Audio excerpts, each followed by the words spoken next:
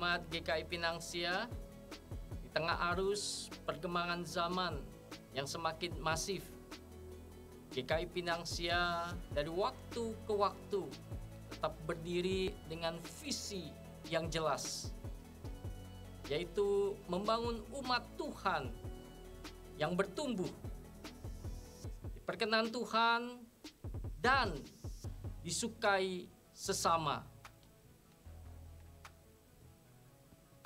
Dan untuk mencapai visi tersebut, ada 4 nilai yang secara integratif mendukung masing-masing bidang pelayanan untuk mencapai visi dalam kehidupan bergereja. Disebut membangun umat Tuhan yang bertumbuh, karena GKI Pinangsia tidak hanya fokus pada aspek kegiatan gerejawi, tetapi juga aspek bina kerohanian jemaat melalui kelas pembinaan dan kelompok kecil yang kita sebut caring each other. Maka di era digital yang terus bergerak maju, kami juga memanfaatkan pelayanan digital sebagai wadah bagi jemaat untuk diperlengkapi dan dipersiapkan melalui pengajaran firman Tuhan, praktik, dan kehidupan kerohanian melalui program digital ministry yang tayang melalui kanal YouTube GKI Pinangsia dengan agenda sebagai berikut. A Moment with God, setiap hari Kamis pukul 6.30 pagi. Growing Together, setiap hari Sabtu pukul 6.30 pagi. Pinangsia Worship, setiap tanggal 1 dan hari Minggu setiap minggu kelima pukul 6.30 pagi. Kami rindu melalui program Digital Ministry, jemaat dapat dipersiapkan menjadi komunitas yang siap menciptakan kaderisasi dan regenerasi pemimpin di tengah keluarga, gereja, dan masyarakat, dan meresponi panggilan gereja dalam pelayanan persekutuan. Di GKI Pinangsia, kami percaya menghasilkan murid yang memuridkan adalah esensi dari pelayanan gereja. Oleh karena itu, kami sangat menekankan pengajaran Alkitab sebagai satu-satunya sumber kebenaran yang menjadi pedoman kehidupan bagi umat percaya. Maka seluruh kegiatan gereja dalam persekutuan komisi dan kebaktian umum, kami berfokus kepada Tuhan berdasarkan kebenaran firman Tuhan, sehingga setiap hati dan pikiran jemaat diwarnai firman Tuhan dan kehidupan jemaat dibentuk oleh kebenaran firman Tuhan. Sebagaimana Yesus memberikan perintah untuk menjadikan segala bangsa menjadi murid-Nya, maka gereja sesungguhnya tempat untuk menghasilkan murid. Kami ingin memperjuangkan gereja yang bertumbuh, dewasa di dalam Kristus, menjadi saksi dan meresponi panggilan Allah di tengah pelayanan gereja dan masyarakat, yang dalam pelaksanaannya juga didukung oleh sarana dan penunjang pelayanan gereja. GKI Pinangsia selalu mengupayakan prasarana yang mumpuni, baik pelayanan yang dilakukan di luar gereja maupun di dalam gedung gereja. Hal ini kami terus upayakan agar segala persiapan pelayanan, kebutuhan pelayanan dapat dipenuhi untuk melancarkan seluruh kegiatan-kegiatan gerejawi. Kami rindu dengan fasilitas yang gereja miliki ini dapat menunjang roda pelayanan gereja semakin optimal untuk terus bertumbuh dalam menyatakan kebenaran dan menjadi saksi Kristus. Mari menjadi jemaat yang setia beribadah, memiliki kerinduan untuk belajar dan bertumbuh, serta siap menjadi generasi pemimpin. Shalom teman-teman semuanya. Shalom. Wah ini masih lesu. Yuk bangkit berdiri dulu yuk. Bangkit berdiri. Boleh kasih high five atau punch toast ke teman-temannya. Say happy Sunday. Happy Sunday. Kalau kita boleh ada di tempat ini beribadah, kita perlu bersyukur pada Tuhan ya. Karena kita masih punya kesempatan beribadah bersama dengan teman-teman semua. Mari sama-sama kita persiapkan hati kita mau teduhkan hati kita.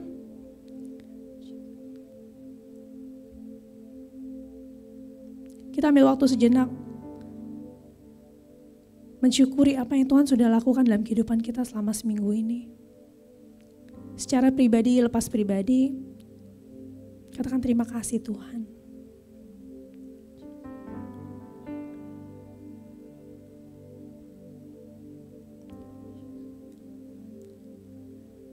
Kita mulai ibadah ini dengan satu pengakuan bahwa pertolongan kita adalah di dalam nama Tuhan yang menjadikan langit dan bumi, yang kasih setianya tetap untuk selama-lamanya.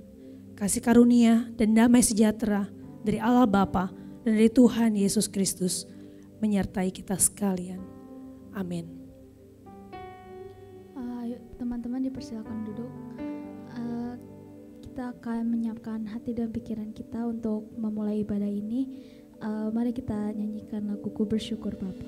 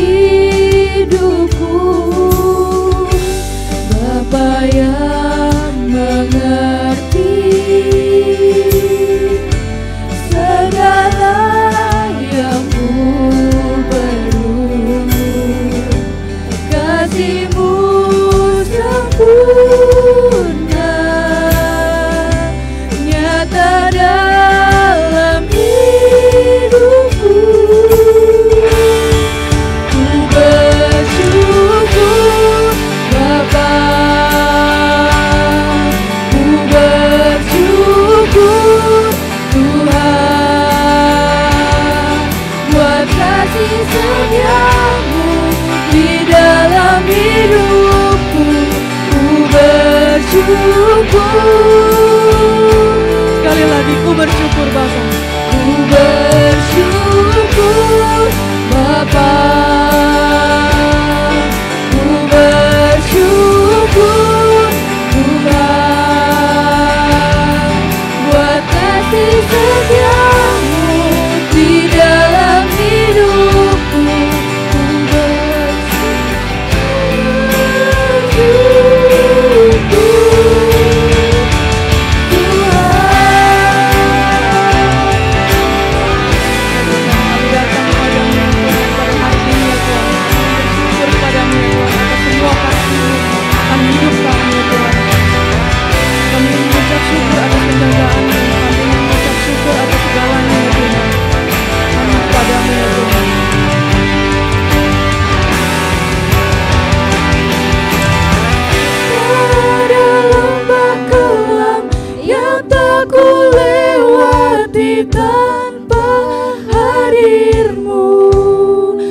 hatiku takkan gentar. Hatiku takkan gentar, sebab ku tahu tangan-Mu yang menopangku. Sekali lagi, tak ada lembah kelam. Tak ada lembah kelam yang tak ku lewati tanpa hadir-Mu. Hatiku takkan gentar, sebab ku tahu tangan-Mu yang menopangku.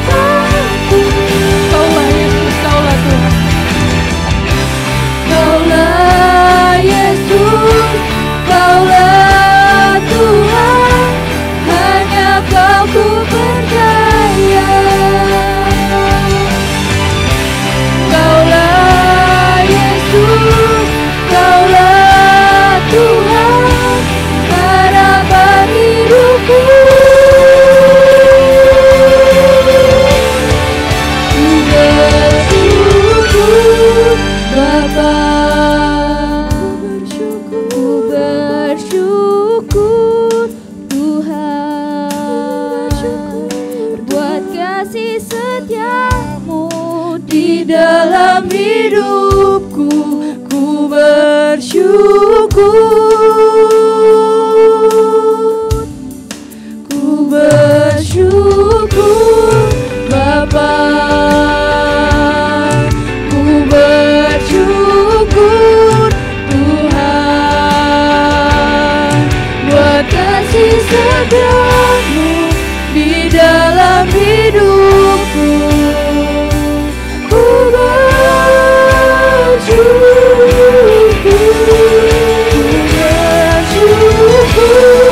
Bapa, ku bersyukur Tuhan, buat kasih setia-Mu di dalam hidupku. Ku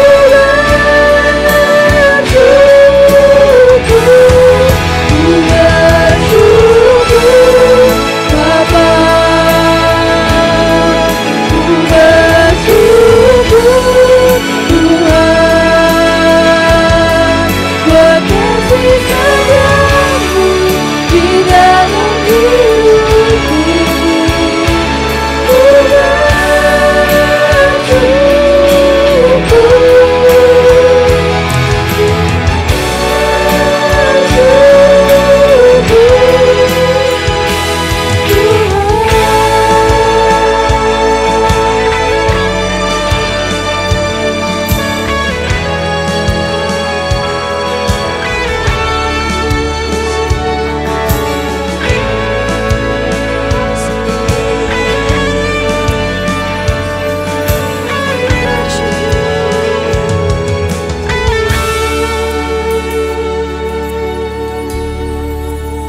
Sungguh Tuhan, banyak hal yang telah Engkau lakukan di dalam kehidupan kami. Sedari kami kecil Tuhan, sedari kami lahir Tuhan. Sungguh banyak hal yang telah Engkau kerjakan dalam kehidupan kami. Baik melalui orang tua kami, guru-guru kami, teman-teman kami. Kami tahu Tuhan, ada Engkau di dalam setiap kehidupan kami. Dan kami bersyukur Tuhan. Karena sungguh Engkau Allah yang hidup, Engkau Allah yang hadir di dalam kehidupan kami. Dan kami bersyukur Tuhan, terlebih karena kasih-Mu yang begitu besar buat setiap kami. Kasih-Mu yang membuat Engkau rela mengaruniakan anak-Mu Yesus Kristus untuk mati menebus dosa-dosa setiap kami.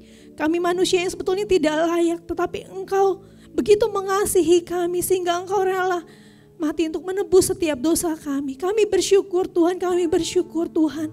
Biarlah hari ini ketika kami hadir di tempat ini, kami juga menyatakan syukur kami lewat puji-pujian yang kami naikkan Tuhan. Kami tidak mau menaikkan puji-pujian yang kosong Tuhan, tetapi kami mau menaikkan puji-pujian yang lahir dari hati kami, yang penuh ucapan syukur kepadamu.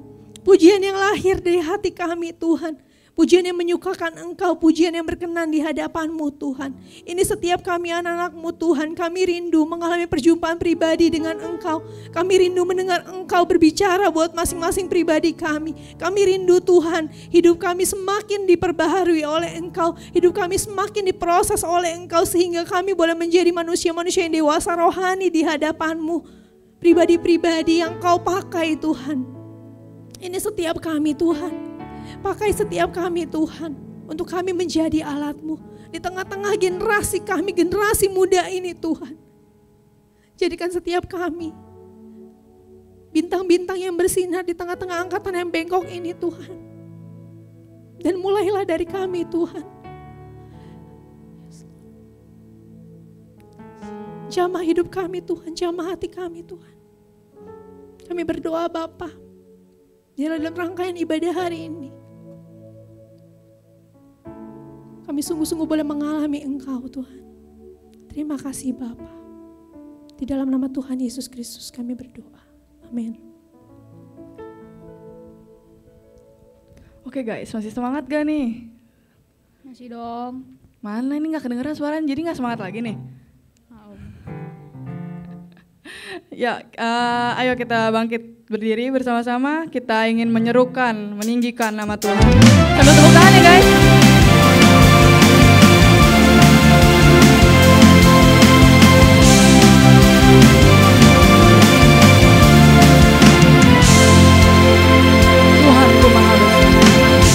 Tuhanku maha besar, Tuhanku maha kuasa, Raja segala raja. Dia takkan tergoyahkan. Dia takkan tergoyahkan, Dia takkan terkalahkan. Dia hidup dan berkuasa. Serukan namanya. Serukan namanya, Yesus Tuhan Raja. Segala kuasa tunduk dalam namanya. Dia luar biasa. Dia luar biasa, perkasa mulia. Yesus nama di atas segala nama.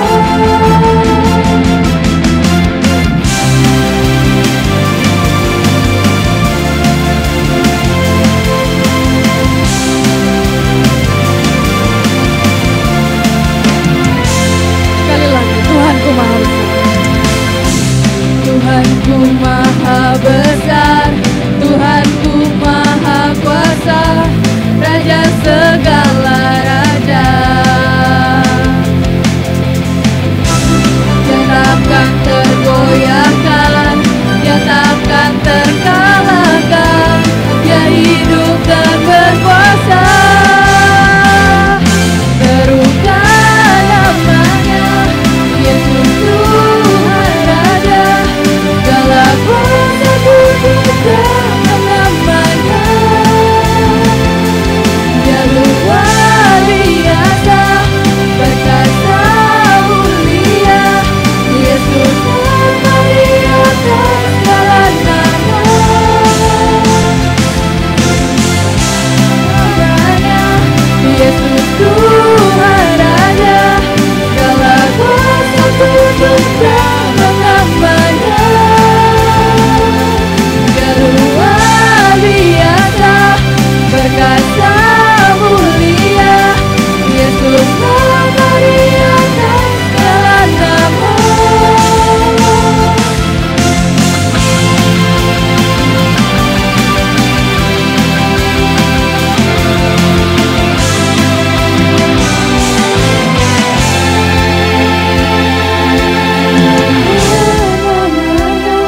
Yesus Tuhan Raja, segala kuasa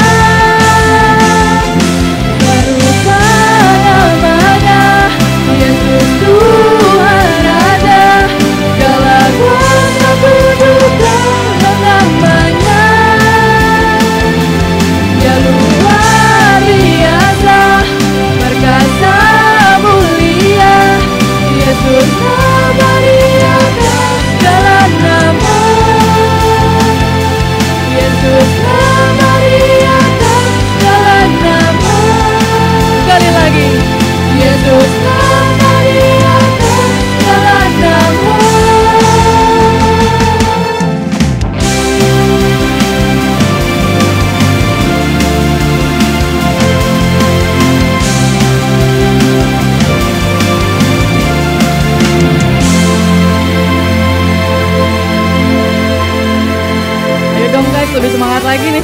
Kita mau lanjut memuji Tuhan. Kita percaya Tuhan kita adalah Tuhan yang benar. Maka kita harus menyerukan itu.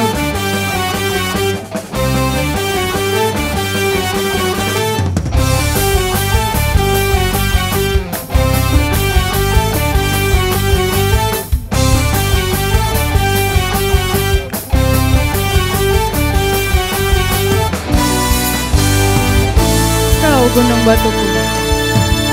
Kau gunung batuku dan kau kota bentengku, tak akan ku ragu.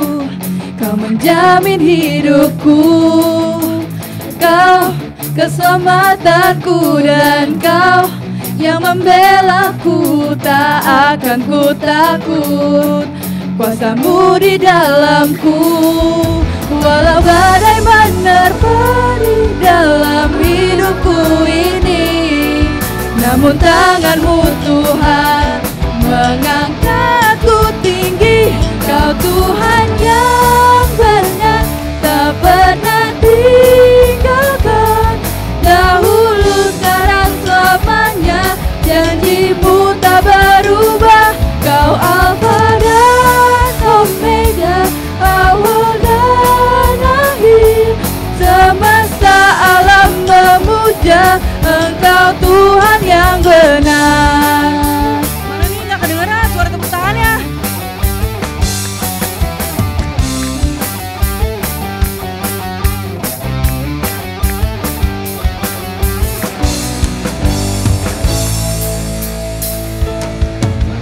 Kau gunung batuku dan kau kota bentengku, tak akan ku ragu. Kau menjamin hidupku, kau keselamatanku, dan kau yang membelaku, tak akan ku takut. Kuasamu di dalamku, walau badai menerpa di dalam hidupku ini, namun tanganmu Tuhan mengangkatku tinggi. Kau Tuhan yang benar, tak pernah tinggalkan. Dahulu, sekarang, selamanya, janjimu tak berubah. Kau Alfa dan Omega, awal dan akhir. Semesta alam memuja Engkau Tuhan yang benar.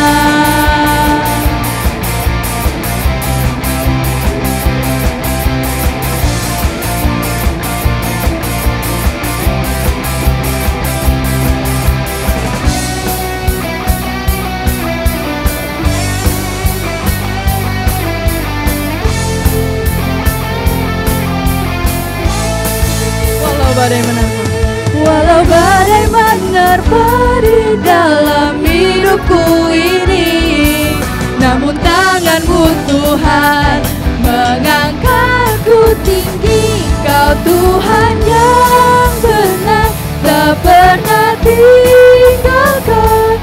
Dahulu, sekarang, selamanya, janjimu tak berubah. Kau Alfa dan Omega, awal dan akhir. Semesta alam memuja Engkau Tuhan yang benar.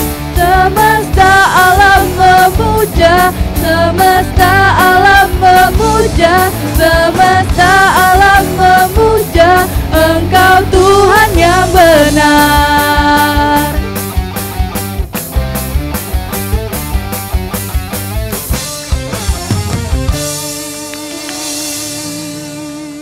Ya, teman-teman silahkan duduk. Oke, kita akan masuk ke dalam bacaan bertanggapan. Bacaan bertanggapan kita pada pagi hari ini diambil dari Mazmur 103 ayat 1 sampai 22.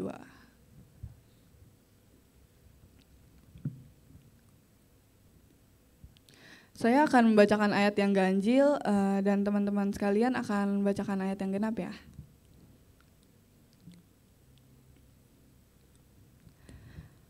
Dari Daud, pujilah Tuhan, hai jiwaku, pujilah namanya yang kudus, hai segenap batinku. Pujilah Tuhan, hai jiwaku, dan janganlah lupakan segala kebaikannya. Dia yang mengampuni segala kesalahanmu, yang menyembuhkan segala penyakitmu. Dia yang menebus hidupmu dari lubang kubur, yang memahkotai engkau dengan kasih setia dan rahmat. Dia yang memuaskan hasratmu dengan kebaikan, sehingga masa mudamu menjadi baru, seperti pada burung Raja Wali. Tuhan menjalankan keadilan dan hukum bagi segala orang yang diperas. Ia telah memperkenalkan jalan-jalannya kepada Musa, perbuatan-perbuatan kepada orang Israel. Tuhan adalah penyayang dan pengasih, panjang sabar dan berlimpah kasih setia. Tidak selalu ia menuntut, dan tidak untuk selama-lamanya. Ia mendendam. Tidak dilakukannya kepada kita setimpal dengan dosa kita, dan tidak dibalasnya kepada kita setimpal dengan kesalahan kita. Tetapi setinggi langit di atas bumi, demikian besarnya kasih setianya atas orang-orang yang takut akan Dia. Sejauh timur dari barat, demikian jauhkannya daripada kita pelanggaran kita. Seperti Bapa sayang kepada anak-anaknya, demikian Tuhan sayang pada orang-orang yang takut akan Dia. Sebab Dia sendiri tahu apa kita. Dia ingat bahwa kita ini debu. Adapun manusia, hari-harinya seperti rumput, seperti bunga di padang, demikianlah ia berbunga. Apabila ia ingin melintasinya, maka tidak ada lagi ia, dan tempatnya tidak mengenalnya lagi. Tetapi kasih setia Tuhan dari selama-lamanya sampai selama-lamanya atas orang-orang yang takut akan Dia, dan keadilannya bagi anak cucu. Bagi orang-orang yang berpegang pada perjanjiannya dan yang ingat untuk melakukan titahnya. Tuhan sudah menegakkan tahtanya di sorga, dan kerajaannya berkuasa atas segala sesuatu. Pujilah Tuhan, hai malaikat-malaikatnya, hai pahlawan-pahlawan perkasa yang melaksanakan firman-Nya dengan mendengarkan suara firman-Nya. Pujilah Tuhan, hai segala tentaranya, hai pejabat-pejabatnya yang melakukan kehendak-Nya. Pujilah Tuhan, hai segala buatannya di segala tempat kekuasaan-Nya. Pujilah Tuhan, hai jiwaku. Demikianlah firman Tuhan. Sebentar lagi kita akan mendengarkan firman Tuhan. Mari kita menyanyikan lagu Mengenalmu.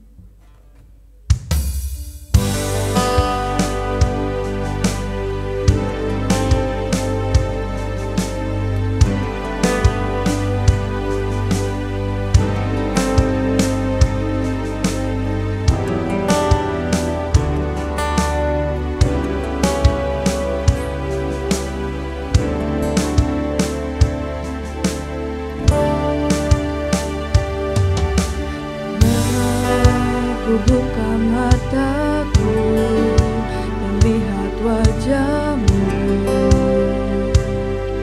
ku terkagum bila ku lihat hidupku dan karya tangan-Mu, ku tersanjung karena semua yang baik dalam hidupku, itulah karya-Mu.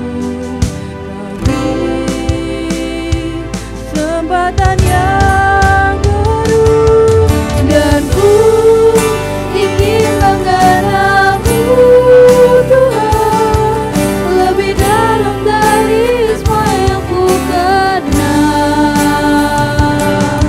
Tiada kasih yang melebihi-Mu, ku ada untuk menjadi penyembah-Mu.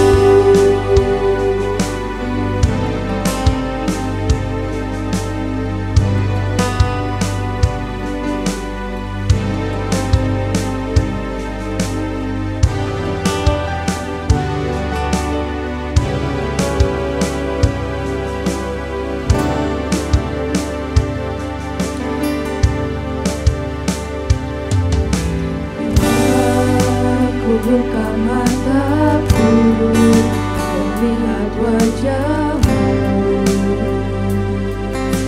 terkagum bila kulihat hidupku dan karya tanganmu.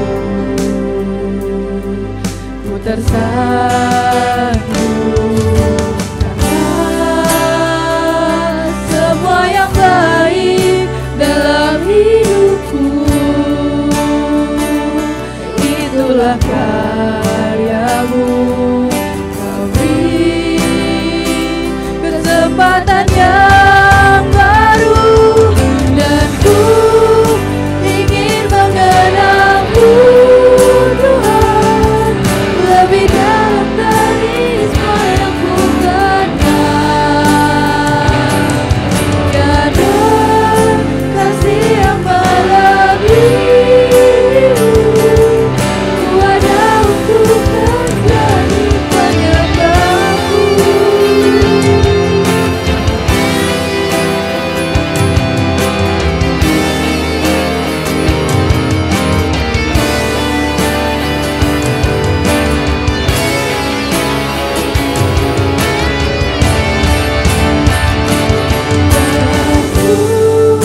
ingin mengenalmu Tuhan lebih dalam dari semua yang ku kenal. Tiada kasih yang melebihimu, ku ada untuk menjadi penyembahmu. Dan ku ingin mengenalmu Tuhan lebih dalam dari semua yang ku kenal.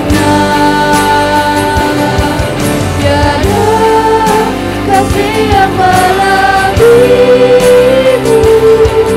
ku ada untuk menjadi penyembahmu. Tiada kasih yang melebihimu, ku ada untuk menjadi penyembahmu. Tiada kasih yang melebihimu, ku ada untuk menjadi penyembahmu.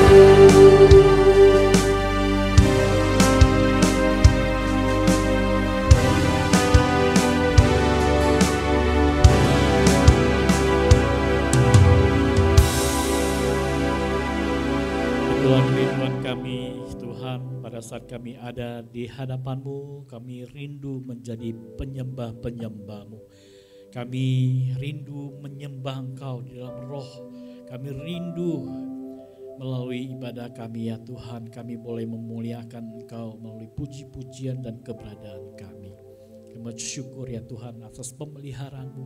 Kami bersyukur atas setiap kebaikan-Mu. Engkau Allah yang setia, Engkau Allah yang baik, Engkau Allah Immanuel yang tidak pernah meninggalkan kami. Kami bersyukur ya Tuhan atas kesempatan yang Tuhan berikan bagi kami. Kami boleh berkumpul di dalam ibadah pada siang hari ini. Kami boleh menikmati Engkau melalui puji-pujian kami. Dan sebentar lagi kami akan merenungkan firman Tuhan yang boleh mengajar kami, mengingatkan kami bagaimana kami harus hidup di dalam iman kami yang sejati. Dalam menghadapi tantangan-tantangan zaman yang semakin sekuler, yang semakin duniawi, yang semakin tidak lagi melihat Tuhan penting. Kami rindu ya Tuhan, selalu dikuatkan, diingatkan bagaimana kami boleh hidup terus bersandar berharap kepada Allah kami yang hidup, Allah kami yang setia, Allah yang selalu menyertai kami.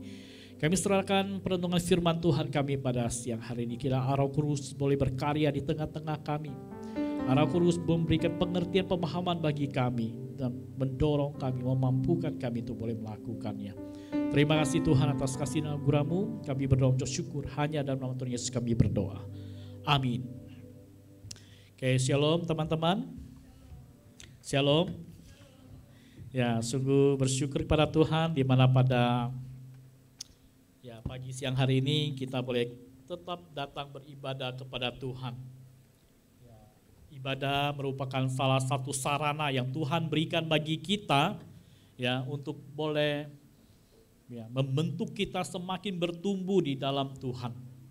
Ibadah adalah salah satu sarana pengudusan yang Tuhan berikan bagi kita untuk boleh bertumbuh di dalam Tuhan. Teman-teman, pada minggu ini tema kita itu Saved Through Faith ya. Diselamatkan melalui iman ya.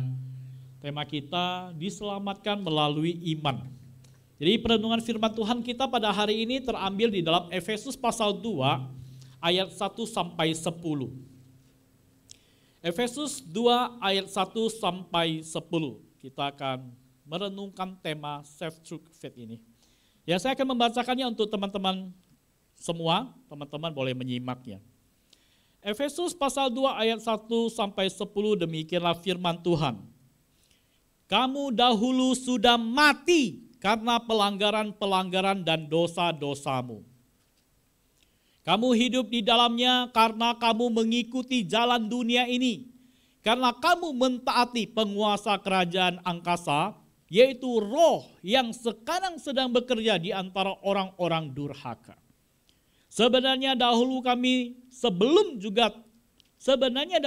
semua juga terhitung di antara mereka.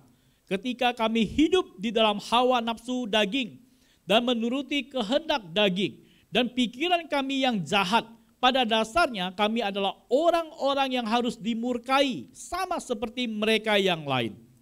Tetapi Allah yang kaya dengan rahmat oleh karena kasih-Nya yang besar yang dilimpahkannya kepada kita, telah menghidupkan kita bersama-sama dengan Kristus, sekalipun kita telah mati oleh kesalahan-kesalahan kita. Oleh kasih karunia kamu diselamatkan, dan di dalam Kristus Yesus Ia telah membangkitkan kita juga dan memberikan tempat bersama-sama dengan Dia di surga. Supaya pada masa yang akan datang Ia menunjukkan kepada kita kekayaan kasih karunia-Nya yang melimpah-limpah sesuai dengan kebaikan-Nya terhadap kita dalam Kristus Yesus. Sebab karena kasih karunia kamu diselamatkan oleh iman, itu bukan hasil usahamu, tetapi pemberian Allah. Itu bukan hasil pekerjaanmu, jangan ada orang yang memegahkan diri. Karena kita ini buatan Allah, diciptakan dalam Kristus Yesus untuk melakukan pekerjaan baik yang disiapkan Allah sebelumnya. Ia mau supaya kita hidup di dalamnya. Berbahagialah orang yang membaca, merenungkan, melakukan, serta memberitakan firman Tuhan di dalam kehidupannya. Ya, karena pemberitaan firman Tuhan adalah tanggung jawab iman setiap orang percaya. Teman-teman, pada saat ini ya, menurut saya ya, jarang sekali ditemukan lagi orang-orang muda yang tertarik berbicara tentang surga dan neraka. Ya, berbicara tentang surga dan neraka itu sudah tidak menjadi tren pembicaraan yang menarik. Menurut kalian dalam 1 bulan ya, kalau misalnya kalian nongkrong sama teman-teman kalian, chat sama teman-teman kalian, ya, berapa kali kalian pernah membicarakan tentang surga dan neraka? Masuk neraka lu nanti lu, masuk surga, mau masuk surga nggak lu gitu. Pembicaraan-pembicaraan seperti ini ya, maksudnya ya, dalam 1 bulan teman-teman, ada tidak di antara kalian yang pernah membicarakan itu 5 kali? Coba angkat tangan. Tentang surga dan neraka. 5 kali. Ada? Tidak ada yang membicarakan surga dan neraka sebanyak 5 kali. 4 kali. Ada enggak? Melalui chat atau ngobrol langsung ya. Berbicara tentang surga dan neraka. Ada tidak? Tidak ada. 3 kali. Ada tidak? Membicarakan surga dan neraka. Misalnya, iseng aja misalnya ya, Yohanes lakukan sesuatu. Yohanes, masuk neraka lu nanti lo ya. Seperti itu aja, pernyataan tentang surga dan neraka. Sebanyak 3 kali. Siapa yang ada? Dalam 1 bulan ini. Tidak ada. Tidak ada atau tidak berani angkat tangan? Anak muda sekarang mah gak perlu malu kan, cuma angkat tangan doang. 3 kali membicarakan tentang surga dan neraka. Tidak pernah. 2 kali. Pernah? Cici Dian pernah? Bilang sama temannya, lu mau masuk surga atau mau masuk neraka? Pernah nggak? Atau kalau misalnya kita mau masuk surga, kita harus berbuat baik loh. hal-hal berbicara tentang surga neraka, mau bicara tentang surga boleh, bicara tentang neraka boleh, 2 kali dalam 1 bulan. Dalam bulan ini, pernah nggak? Nggak pernah. 1 kali? Pernah, angkat tangan dong. Yang pernah, si Dian pernah. Si Dian ada. Yang lain? Tidak pernah membicarakan tentang surga dan neraka. Tuh, kalau misalnya teman-teman saya tanya ya sama kalian. Pada saat kita berbicara tentang surga dan neraka. Kalau misalnya Dian tiba-tiba ngobrol sama kalian tentang surga dan neraka. Sebenarnya apa sih yang kalian pikirkan? Surga dan neraka. Siapa namanya, Bay? Iya. Rio. Rio, kalau misalnya Koko bilang gini. Rio, kamu mau masuk surga atau neraka? Kamu mau masuk surga ya? Pada saat Koko bertanya seperti Lausut bertanya itu seperti itu sama kamu, pikiran kamu apa sih sebenarnya? Menurut kamu merasa bagaimana pada saat Lausut bertanya seperti itu sama kamu? Penting nggak? Kamu merasa penting ya? Kenapa penting? Tujuan kita nanti ya. Yohanes, kalau misalnya Lausut tanyain berbicara tentang surga dan neraka, kamu menangkapnya bagaimana? Perasaan kamu bagaimana pada saat kamu ditanya, Yohanes kamu mau masuk surga atau neraka? Hah? Mau masuk surga? Kenapa? Hah? Hah? Gak ada suaranya Yohanes, Lausut gak dengar. Maksudnya? Hah? Gak kedengaran dulu Yohanes. Cewek, kalau misalnya Lause bertanya sama kamu, mau masuk surga atau neraka? Pemikiran kamu menangkapnya apa sih gitu? Perasaan kamu tuh apa gitu? Kamu bisa nggak berpikir, ngapain langsung nanya surga dan neraka? Emang zaman lagi, udah masih zamannya bertanya tentang surga dan neraka? Kamu kepikiran nggak seperti itu? Kepikiran ya? Tapi pada saat kamu ditanyakan mau masuk surga atau neraka, kamu pasti jawabnya mau apa? Mau masuk kemana? Pasti mau masuk surga dong ya. Tetapi kamu merasa itu nggak terlalu penting untuk dibicarakan, betul tidak? Teman-teman yang lain merasa seperti itu tidak? Pada saat diajak berbicara tentang surga neraka, kalian merasa nggak itu penting? Penting? Siapa namanya? Anaknya Pak Tiongli? Hah? Vina. Kamu merasa penting ya? Kenapa penting, Vina?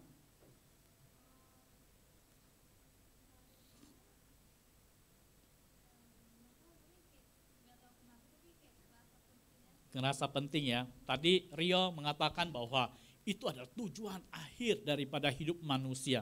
Jadi itu penting untuk dibicarakan. Bayangkan ya, di dalam kehidupan kita saat ini banyak orang-orang muda yang tidak lagi merasa terlalu penting untuk membicarakan tentang surga dan neraka. Karena ini satu topik yang ada sebagian orang yang merasa bahwa surga dan neraka itu berbicara tentang konsekuensi yang begitu menakutkan. Kalau misalnya masuk neraka itu kan menakutkan kan ya. Jadi itu seakan-akan agama itu dimunculkan untuk menakut-nakuti. Oleh sebab itu orang tuh tidak terlalu lagi tertarik untuk membicarakan tentang surga dan neraka. Oleh sebab itu berdampak kepada iman daripada kehidupan umat manusia. Di dalam dunia ini penuh dengan agama-agama kan? Betul tidak? Agama-agama, semua agama itu mengajarkan tentang, pasti mengandung konsep tentang surga dan neraka. Mereka berbicara tentang konsekuensi. Ya, kalau misalnya umatnya tidak melakukan apa yang diperintahkan oleh kitab suci, maka konsekuensinya adalah penghukuman di dalam neraka.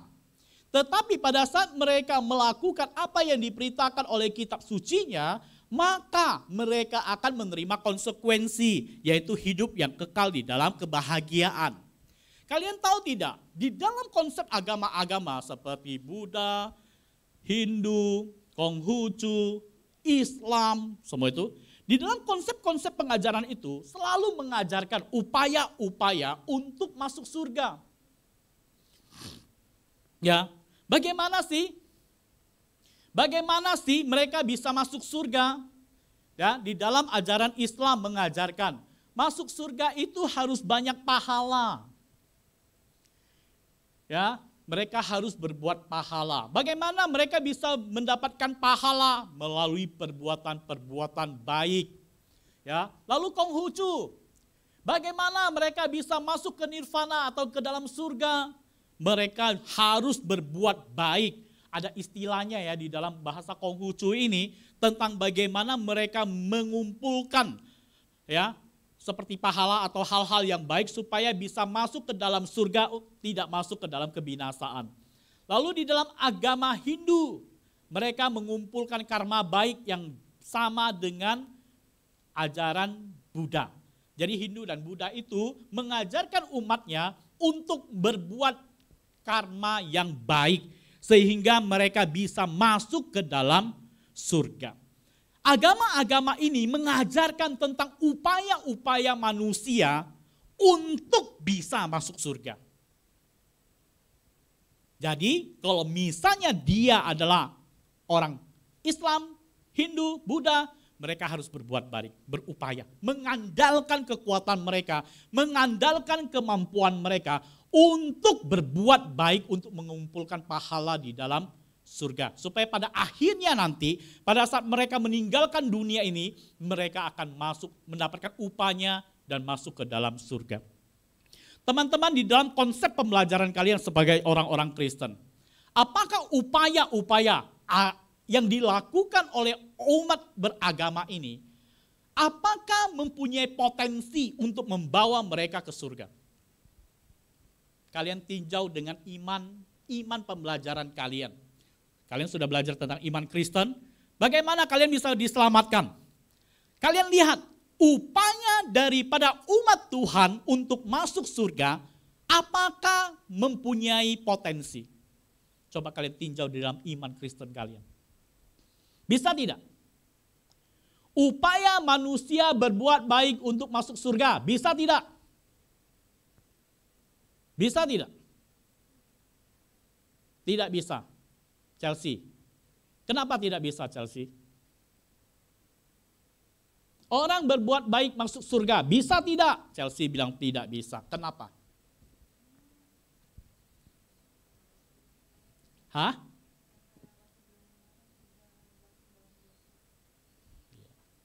Di dalam Yesaya berapa itu?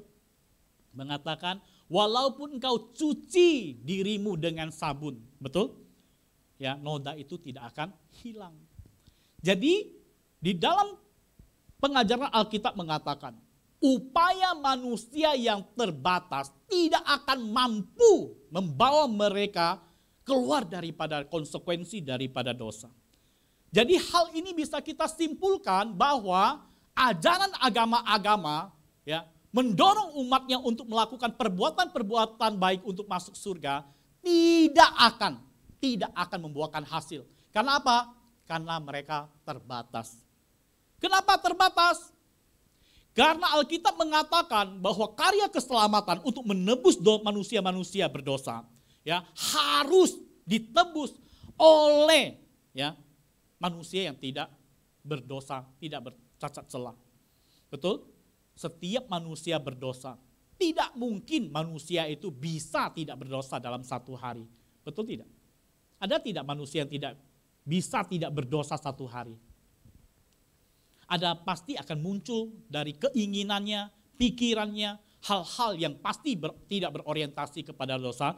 Hal itulah yang membuat manusia itu berdosa. Jadi upaya daripada agama-agama ya menyatakan, bisa kita simpulkan bahwa mereka tidak akan membawa umat mereka untuk keluar daripada konsekuensi daripada kebinasaan karena keterbatasan mereka.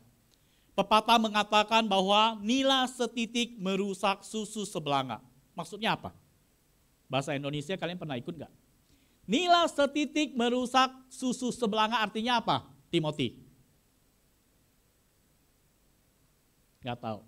Siapa yang tahu? Nila setitik merusak susu sebelanga maksudnya apa? Iya. Hal yang sedikit saja akan mempengaruhi yang lainnya. Misalnya ya, kalian jatuhkan satu biji nasi ke dalam semangkok susu. Besoknya susunya pasti basi. Kenapa? Nasi di dalamnya basi. Mempengaruhi ya susu ya di situ. Jadi maksudnya dosa sedikit walaupun kita dosa berbohong sedikit, itu akan mempengaruhi keseluruhan hidup kita. Karena apa? Karena Allah kita itu Allah yang menuntut kudus secara totalitas. Allah menuntut totalitas kekudusan kehidupan umat manusia ya untuk lepas daripada dosa. Mungkin tidak manusia hidup kudus. Oleh sebab itu, ya, di dalam Alkitab mengatakan bahwa manusia telah berdosa dan kehilangan kemuliaan Allah. Tidak ada potensi daripada manusia untuk hidup kudus, tidak ada. Oleh sebab itu, manusia dalam upayanya, dengan upayanya sendiri tidak akan membawa mereka keluar daripada konsekuensi daripada dosa. Namun menjadi pertanyaannya, apa solusinya di dalam iman Kristen bagi masalah konsekuensi dosa ini? Pada saat kita tahu bahwa setiap kita pasti akan masuk ke dalam neraka, misalnya ya, karena upah dosa adalah maut. Roma pasal 6 ayat 23, betul Yohanes? Upah dosa adalah maut, ya. Jadi semua manusia pasti akan binasa. Lalu solusinya bagi kita apa? Orang-orang Kristen, apa jalan keluarnya? Chelsea, apa jalan keluarnya? Yang disampaikan Alkitab, solusi bagi kita untuk keluar daripada konsekuensi daripada kebinasaan. Apa? Chelsea? Hah? Percaya kepada Tuhan. Alkitab mengatakan di dalam Yohanes pasal berapa? Ayat 6 pasal 6 ayat 13 ya, begitu. 3 ayat 16 ya. Karena begitu besar kasih Allah akan dunia ini sehingga dia mengaruniakan anaknya yang tunggal bagi kita. Jadi solusi bagi manusia untuk keluar daripada konsekuensi daripada kebinasaan adalah anugerah Tuhan. Hanya karena anugerah Tuhan saja kita mendapatkan jalan keluar untuk bisa selamat. Seperti itu ya. Jadi teman-teman, solusi yang bisa diberikan oleh kekristenan adalah anugerah Tuhan. Hal itulah yang akan kita renungkan di dalam Efesus pasal 2 ini, ayat 1 sampai 10 ini. Ya, kita akan merenungkan bahwa Alkitab mengatakan kepada kita bahwa setiap orang percaya harus menyadari bahwa anugerah keselamatan diberikan Allah hanya di dalam iman kepada Tuhan Yesus Kristus yang bisa membebaskan manusia dari konsekuensi dosa. Jadi keselamatan untuk masuk surga itu bisa kita dapatkan hanya melalui anugerah yang Tuhan berikan bagi kita. Bukan dari upaya kita untuk hidup kudus. Bukan upaya kita untuk meninggalkan kehidupan-kehidupan di dalam dunia ini. Ya, kita menjadi petapa, kita menjadi orang-orang yang mengisolasi diri dari dunia. Supaya apa? Supaya kita berharap tidak terkontaminasi oleh kehidupan dunia ini. Ya, supaya kita bisa hidup kudus. Ya, hal-hal itu bisa kita temukan dari upaya-upaya guru-guru di mana itu? Di India itu ya. Bagaimana mereka bertapa di satu tempat sampai kurus. Sampai benar-benar gak tahu bagaimana kondisinya. Ya, rambutnya panjang, kukunya panjang, jorok sekali gitu ya. Tapi mereka berupaya untuk hidup ya jauh daripada dunia. Supaya mereka tidak terkontaminasi oleh dunia. Tapi upaya-upaya itu di dalam Alkitab mengatakan sia-sia, terbatas. Manusia tidak akan bisa menyelamatkan dirinya sendiri. Dan hal ini dibahas oleh Rasul Paulus ya di dalam teks Alkitab yang telah kita baca itu. Ada 3 realita yang disampaikan oleh Rasul Paulus berhubungan tentang kehidupan yang kekal. Ya, Rasul Paulus menyatakan kepada kita yang pertama, ya, realitas yang pertama, bahwa kita semua manusia adalah orang yang telah berdosa. Di dalam ayat 1-nya dia mengatakan demikian. Kamu dahulu sudah mati karena pelanggaran-pelanggaran dan dosa-dosamu. Ya. Kita orang-orang percaya ya, sudah mati karena pelanggaran-pelanggaran dan dosa-dosa kita. Hal ini disampaikan oleh Rasul Paulus kepada orang-orang di Efesus. Teman-teman harus tahu bahwa jemaat di Efesus itu mempunyai nilai plus dibandingkan jemaat-jemaat yang pernah digembalakan oleh Rasul Paulus. Mereka adalah orang-orang yang bertumbuh secara iman begitu baik. Mereka mempunyai satu ekspresi kehidupan iman yang begitu membanggakan Rasul Paulus. Rasul Paulus sering membanggakan Efesus ini, jemaat-jemaat di Efesus ini. Kenapa? Di dalam proses perjalanan kehidupan iman mereka, mereka bertumbuh progresif. Sesuai dengan ekspektasi, keinginan, kerinduan daripada Rasul Paulus. Mereka bertumbuh di dalam kasih yang begitu baik. Oleh sebab itu, pada saat Rasul Paulus menulis surat ini bukan dalam kondisi tertentu. Misalnya dia menulis surat kepada Timotius atau apa ya. Ada tantangan-tantangan yang dihadapi oleh jemaat-jemaat yang digembalakan oleh Timotius atau Filemon atau siapa gitu ya. Tetapi Efesus pada saat dia menuliskan surat ini, kondisi jemaat di sana kondisinya baik, mereka bertumbuh dengan baik. Tetapi Rasul Paulus mengingatkan mereka tentang satu prinsip iman yang begitu esensial, berbicara tentang keselamatan. Walaupun mereka bertumbuh dengan baik secara iman, Rasul Paulus sebagai guru, seorang gembala tetap mengingatkan mereka untuk hidup di dalam iman yang sejati. Rasul Paulus tidak mau jemaat-jemaatnya hidup di dalam kecongkakan, kesombongan spiritualitas. Rasul Paulus mengingatkan mereka bahwa kalian ini, kita semua ini, orang-orang berdosa yang kemarinnya itu pasti menerima satu konsekuensi, kita akan binasa. Kita ini orang-orang yang tidak layak. Rasul Paulus mengingatkan kepada orang-orang Efesus di tempat itu. Ya, orang berdosa konsekuensinya jelas. Ya, pengajaran-pengajaran Rasul Paulus itu selalu mengingatkan tentang dosa, tentang keselamatan, ya, anugerah di dalam Yesus Kristus.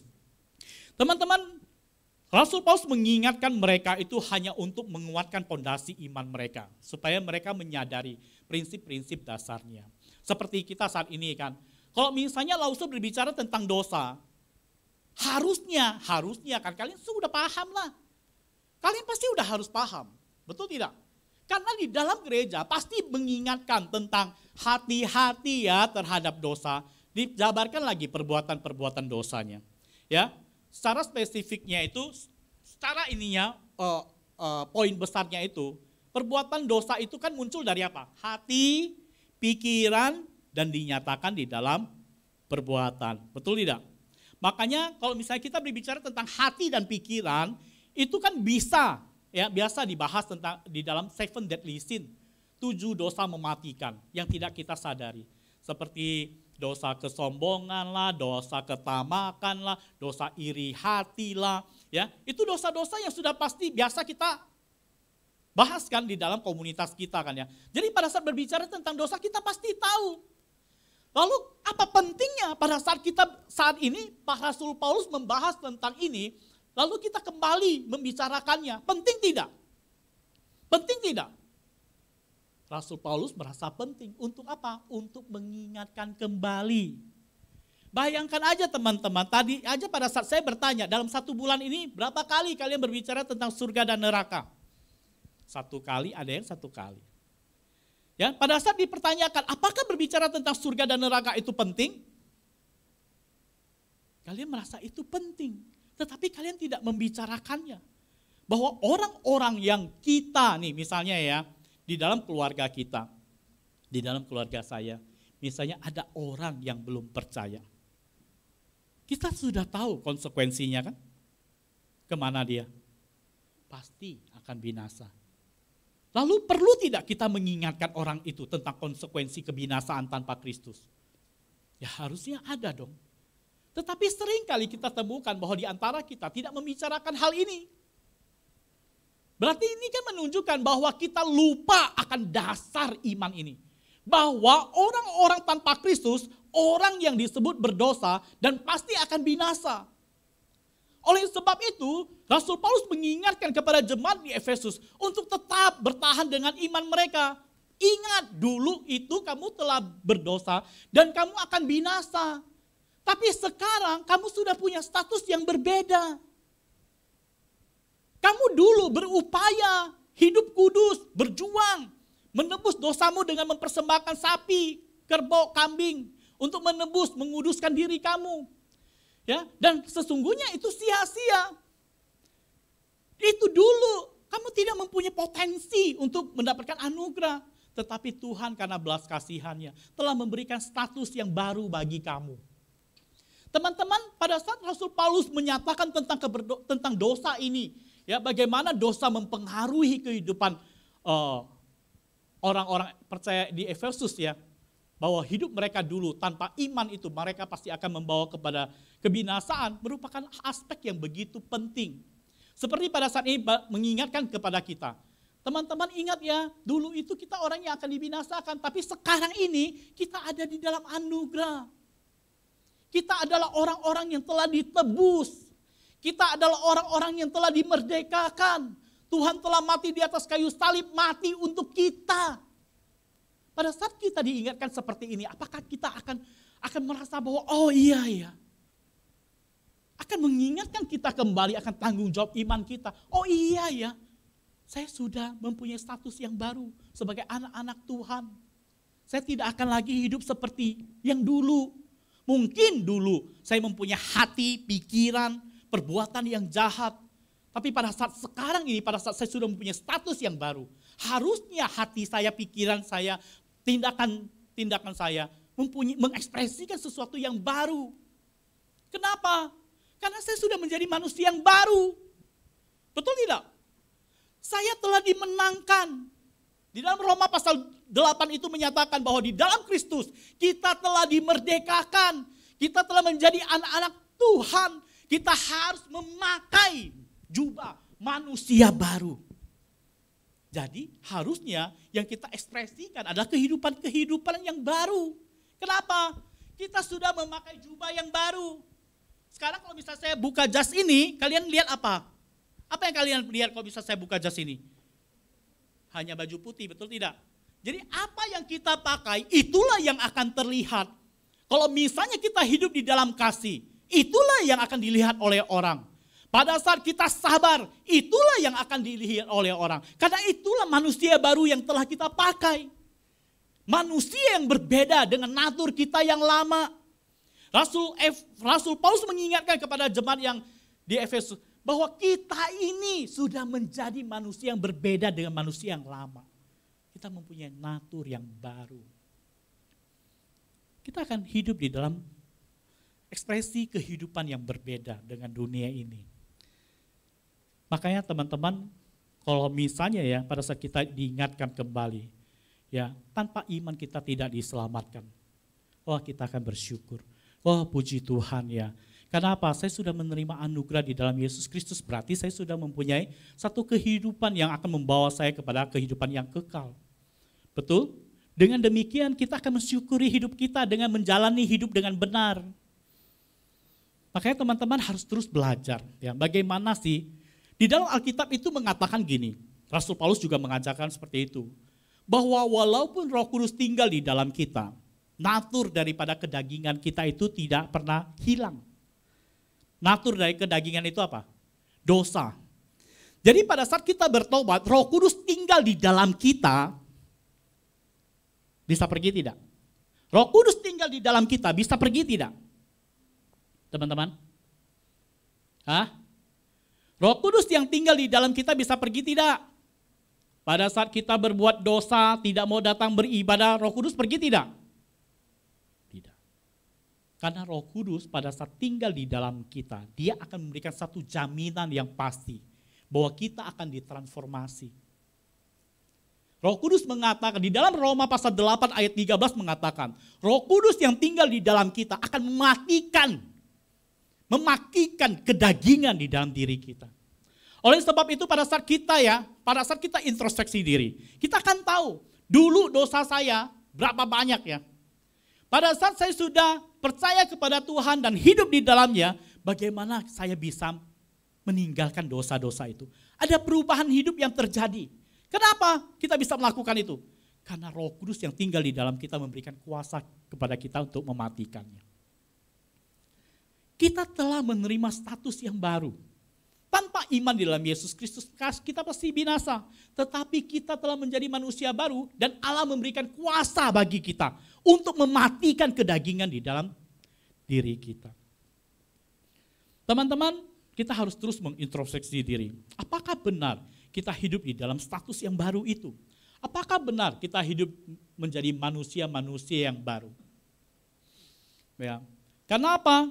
Rasul Paulus mengatakan gini, bagaimana cara kita introspeksi diri sih? Ya. Kamu hidup di dalamnya karena kamu mengikuti jalan dunia ini. Karena kamu mentaati penguasa kerajaan, yaitu roh-roh yang sedang bekerja di antara orang durhaka. Rasul Paulus mengatakan, kami semua juga terhitung di antara mereka. Ketika kami hidup di dalam hawa nafsu daging dan menuruti kehendak daging dan pikiran kami yang jahat. Ya. Rasul Paulus di sini kita lihat dia melakukan satu introspeksi diri kan. Dulu mereka pun melakukan hal yang sama. Ya, hidup dalam hawa nafsu, menuruti keinginan daging, pikiran yang jahat, ya. Dia melakukan introspeksi diri dan dia menyatakan kepada jemaat Efesus supaya mereka juga melakukan hal yang sama. Supaya mereka menyadari, apakah saya sudah hidup di dalam natur yang baru atau saya hidup di dalam natur yang masih yang lama, di dalam dosa. Ya. Rasul Paulus mengingatkan mereka, pada dasarnya kami adalah orang-orang yang harus dimurkai sama seperti mereka yang lain. Ya, berbicara tentang ini, Rasul Paulus mengingatkan bahwa orang-orang yang hidup di dalam natur mereka yang lama pasti akan memperoleh daripada konsekuensi, yaitu kebinasaan, ya, murka Allah. Ya, teman-teman, tanpa iman manusia pasti akan binasa. Oleh sebab itu kita sebagai orang-orang percaya yang telah beriman, ya, harus mengenakan manusia yang baru, ya, hidup di dalam natur yang baru, ya, dan itu bisa kita introspeksi diri, apakah hidup kita itu baik atau tidak. Teman-teman, tadi saya sudah mengatakan pada saat pembukaan khotbah saya, ibadah ini adalah sarana pengudusan. Betul? Orang-orang yang telah ditebus hidup di dalam natur yang baru, mereka akan berupaya terus-menerus supaya mereka bertumbuh di dalam pengudusan. Itu disebut progresif sanktifikasi, pengudusan yang progresif. Semua orang-orang percaya itu dituntut untuk serupa dengan Kristus. Kalian harus ingat ya, bahwa kita itu dituntut untuk serupa dengan Kristus. Maksudnya serupa dengan Kristus itu apa? Serupa dengan apa yang diajarkan Kristus, serupa dengan apa yang dilakukan oleh Kristus. Serupa dengan apa yang diajarkan oleh Kristus, serupa dengan apa yang diteladankan oleh Kristus. Itu serupa dengan Kristus. Dan hal itu bisa kita capai bukan dengan kekuatan kita sendiri, tetapi harus ada intervensi dari para Roh Kudus yang memampukan kita. Roh Kudus memberikan kita sarana. Salah satunya adalah firman. Kita harus tekun membaca Alkitab supaya kita mempunyai konsep yang baik tentang hidup di dalam iman yang sejati. Kalau misalnya kita tidak membaca Alkitab, bisa tidak kita menghidupi iman kita? Tentu saja tidak. Kita pasti akan hidup di dalam iman yang sembarangan. Iman yang relatif, iman kata orang, ya. Oleh sebab itu penting teman-teman kita untuk membaca Alkitab. Hal inilah yang disampaikan oleh Dwight Moody. Dia adalah seorang tokoh revival di Amerika di abad 19. Dia mengatakan seperti ini, the Bible will keep you from sin or sin will keep you from the Bible. Maksudnya apa, Cik Dian?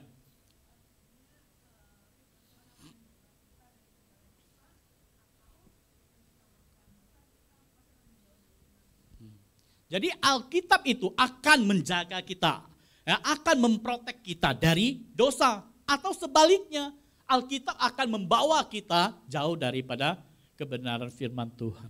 Jadi pada saat kita tidak membaca Alkitab, konsekuensinya kita jauh dari Tuhan. Teman-teman di sini yang masih rutin baca Alkitab setiap hari siapa? Angkat tangan coba. Ya. Koko dan Cici. Siapa lagi cantik? Kamu juga ya? Siapa lagi yang baca Alkitab setiap hari? Ya, Audrey juga ya. Johannes juga ya.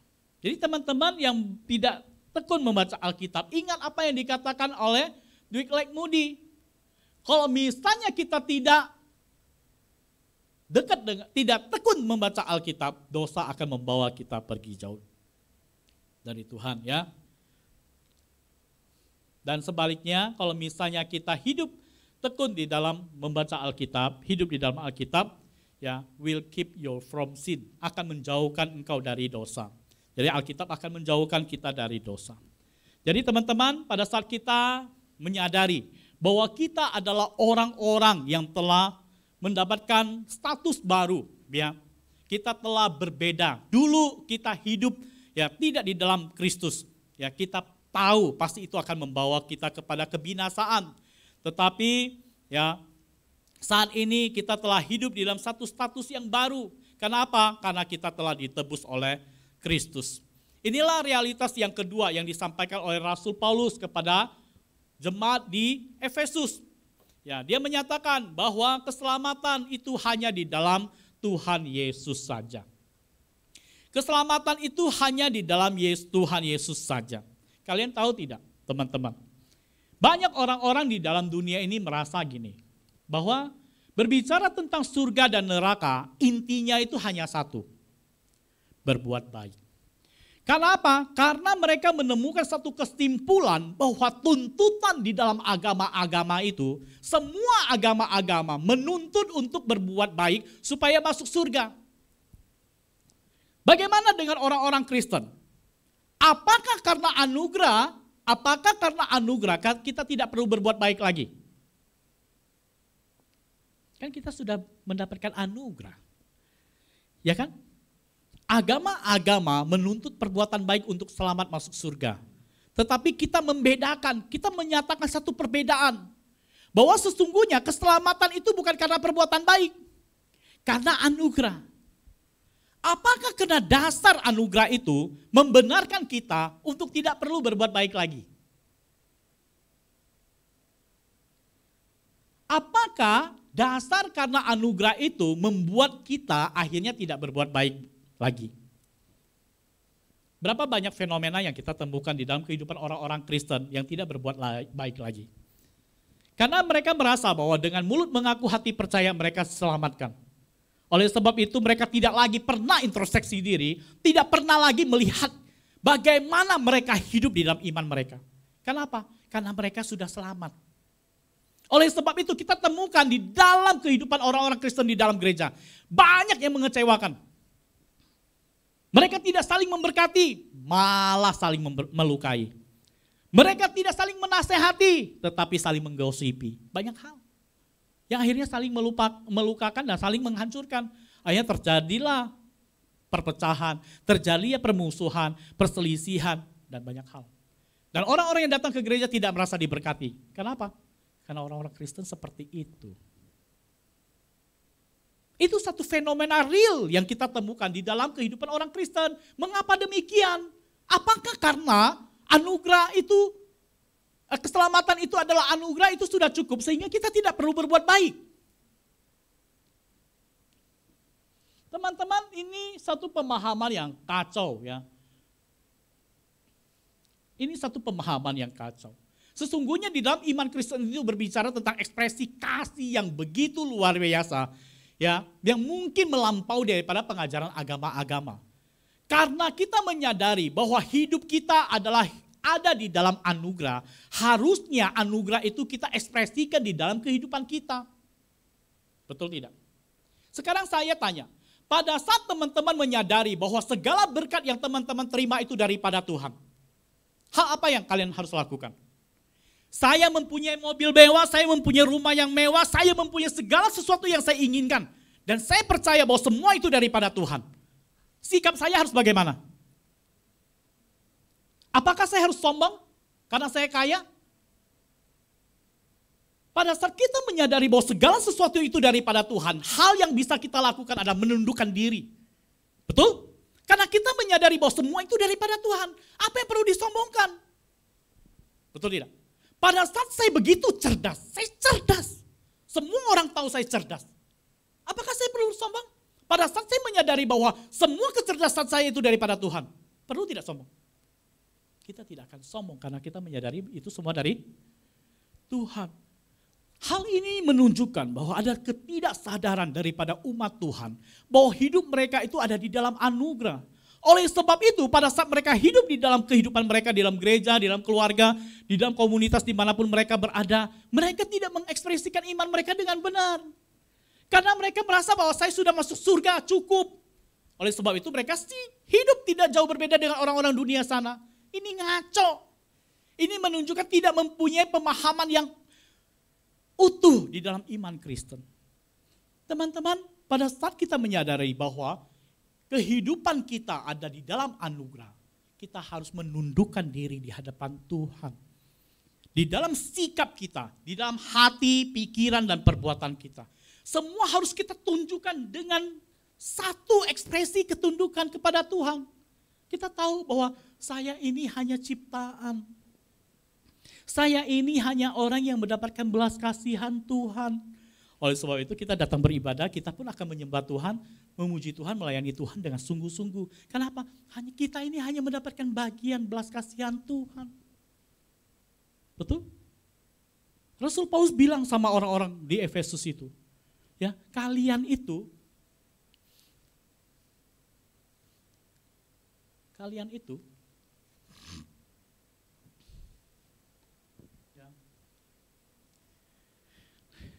Rasul Paulus bicara kepada orang-orang Efesus itu.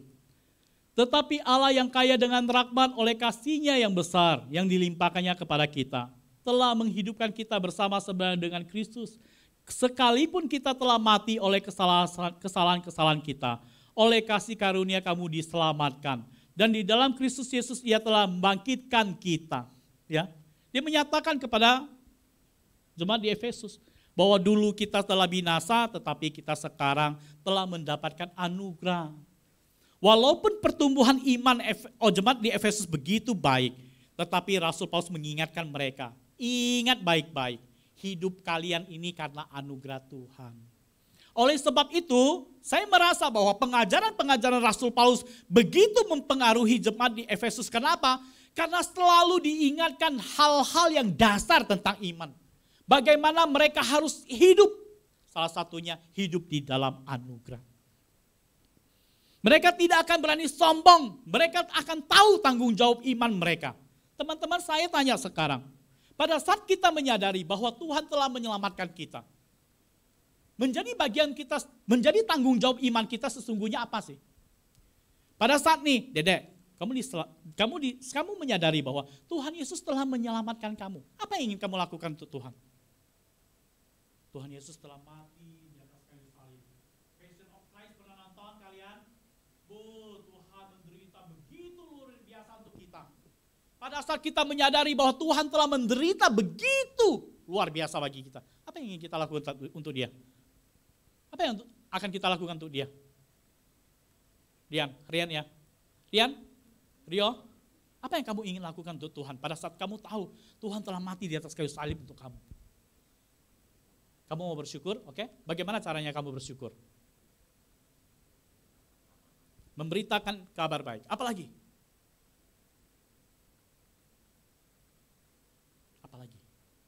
Selain memberitakan kabar baik, kamu pasti mau melayani Tuhan kan? Ya, nanti kamu melayani Tuhan ya. Cantik kamu. Pada saat kamu menyadari bahwa Tuhan telah menyelamatkan kamu, apa yang ingin kamu lakukan untuk Dia? Caranya? Pelayanan. Apalagi ya? Kamu pasti mau menceritakan tentang Tuhan Yesus yang telah menyelamatkan kamu, betul? Kamu harus menceritakannya kepada teman-teman kamu, betul? Itu menjadi bagian daripada ekspresi kasih kita kepada Tuhan. Karena Dia telah menyelamatkan kita. Tuhan telah memberikan anugerah itu bagi kita semua. Oleh sebab itu kita harus menyadarinya. Seorang perempuan tokoh terkenal namanya Helen Adams Keller ya. Dia adalah seorang penulis ya, aktivis politik, dosen di Amerika. Dia terkenal sih. Intinya tuh dia aktif di dalam hal-hal yang kemanusiaan seperti itu. Dia bilang gini, iman adalah kekuatan yang dengannya dunia yang hancur akan muncul ke dalam terang. Ya. Helen Keller ini menyatakan tentang kuasa anugerah Allah yang mampu mentransformasi. Iman di dalam Yesus Kristus itu bisa merubah, bisa mentransformasi satu kondisi. Orang yang hidup di dalam kegelapan bisa dibawa kepada terang. Hal ini menyatakan kepada kita bahwa anugerah yang kita terima ini begitu besar kuasanya. Oleh sebab itu kita harus hidup di dalamnya.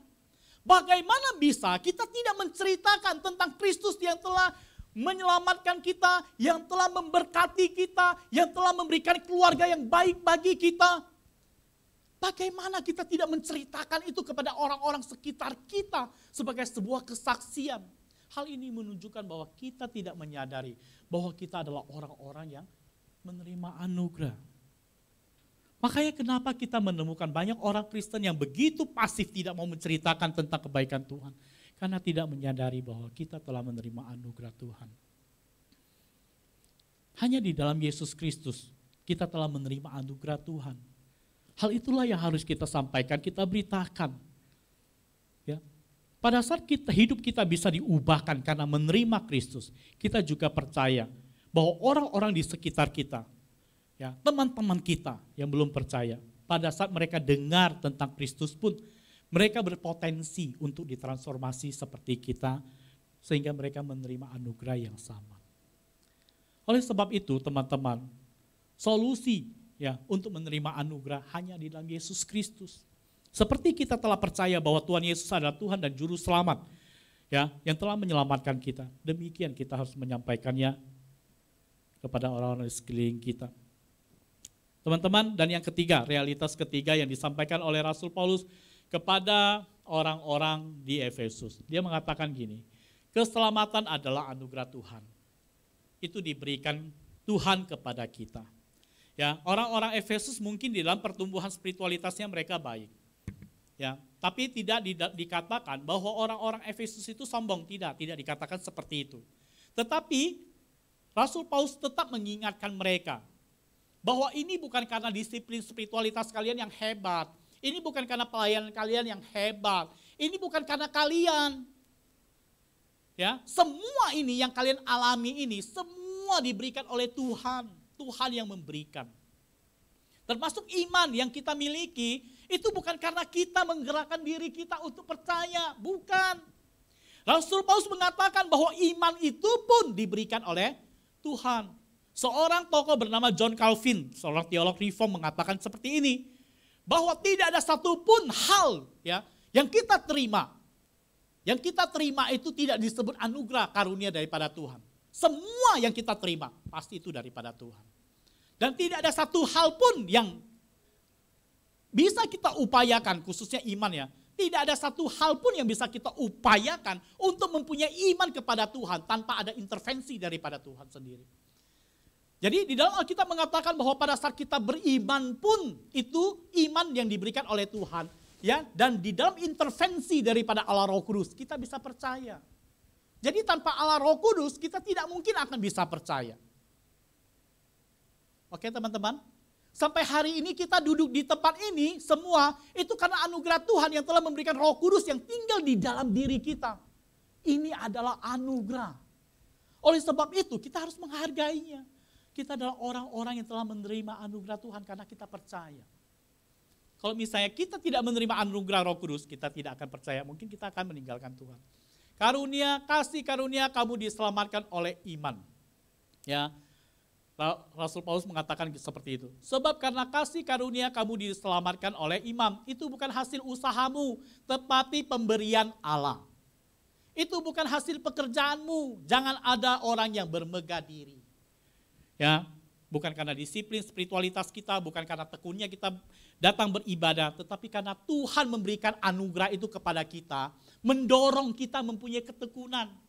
Jadi pada saat kita tekun melayani Tuhan itu bukan karena kita, tapi ada anugerah Tuhan, karya Roh Kudus di dalam kita yang mendorong kita untuk selalu rindu untuk melayani Tuhan. Jadi orang-orang yang tekun, kalau misalnya kita lihat nih ya, orang-orang yang tekun, Koko Theo, Koko Dian, Dian, ya. Lalu Koko siapa? Lause Efraim gitu ya. Orang-orang yang tekun melayani Tuhan gitu ya. Kenapa ya mereka bisa tekun gitu ya? Apakah karena mereka mempunyai kecintaan yang begitu dalam sama Tuhan? Iya mungkin. Tapi itu semua di dalam intervensi Allah Roh Kudus. Tanpa Roh Kudus kita ini, no. Rasul Paulus di dalam Roma pasal 7 mengatakan seperti ini. Saya ingin melakukan perbuatan baik. Saya tahu itu perbuatan baik. Tetapi saya tidak mampu melakukannya. Kenapa? Karena kuasa yang ada di dalamku menuntunku untuk melakukan sesuatu yang berbeda. Manusia tanpa Roh Kudus akan terus melakukan apa yang diinginkan oleh dosa. Karena apa? Karena mereka diperbudak oleh dosa. Tanpa Roh Kudus, teman-teman, kita benar-benar tidak ada apa-apanya, kita akan menjadi budak dosa. Oleh sebab itu penting di dalam kehidupan orang-orang percaya, orang-orang yang hidup di dalam anugerah harus hidup di dalam pimpinan Allah, Roh Kudus. Bagaimana kita membangun? Dalam Roma pasal 8 itu mengatakan gini, Rasul-Rasul mau dipimpin oleh daging atau mau dipimpin oleh roh. Kalau misalnya mau dipimpin oleh daging, ya kita akan melakukan hal-hal yang duniawi. Dosa gitu ya.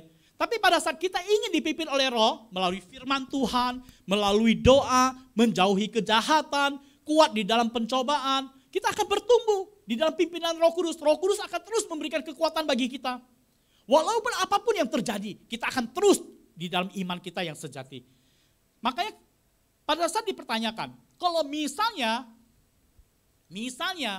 tiba-tiba datang ya satu kelompok orang dan membawa senjata api. Rio, kamu Kristen ya? Ngaku. Ini pistol. Ini pistol ya. Kamu tinggalkan iman kamu jadi ateis atau kamu tetap Kristen, saya tembak kepala kamu? Tetap Kristen aja. Kamu mati loh nih, saya tembak nih. Serius kamu? Hah? Kamu berani? Kalau ini benar-benar pistol asli, kamu berani? Nggak mau tinggalin iman kamu? Kamu nggak mau hidup? Kamu nggak mau hidup? Yakin kamu? Saya tembak nih. Hah? Jeder kamu mati loh. Teman-teman, dalam kondisi-kondisi seperti ini, dalam kondisi-kondisi sulit, orang-orang yang hidup di dalam anugerah mungkin akan bisa bertahan. Karena apa? Karena ada Roh Kudus yang menguatkan mereka. Tetapi kalau misalnya mereka tidak hidup di dalam iman yang sejati dan tidak dipimpin oleh Roh Kudus, mereka pasti akan menyerah, meninggalkan iman mereka. Dan itu terjadi di dalam kehidupan, konteks kehidupan kita kan. Kita lihat kan banyak artis yang meninggalkan iman karena popularitas. Tertekan, sudah tidak populer nih. Tertekan, merasa nggak tahu bagaimana. Akhirnya mereka meninggalkan iman, menghalalkan semua cara untuk supaya populer lagi. Teman-teman, banyak orang-orang yang melakukan hal-hal seperti itu. Ya, jadi mengutip apa yang dikatakan oleh Martin Luther. Ya, kenal tidak Martin Luther?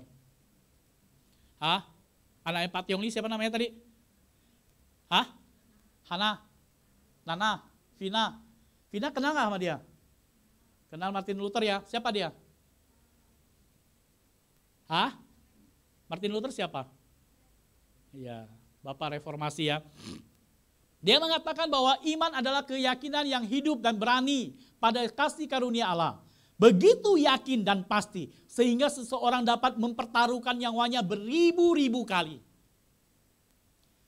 Orang yang mempunyai iman yang sejati, yang menyadari bahwa hidupnya ada di dalam anugerah, walaupun bagaimana sulit di dalam kehidupannya, dia akan tetap di dalam imannya yang sejati.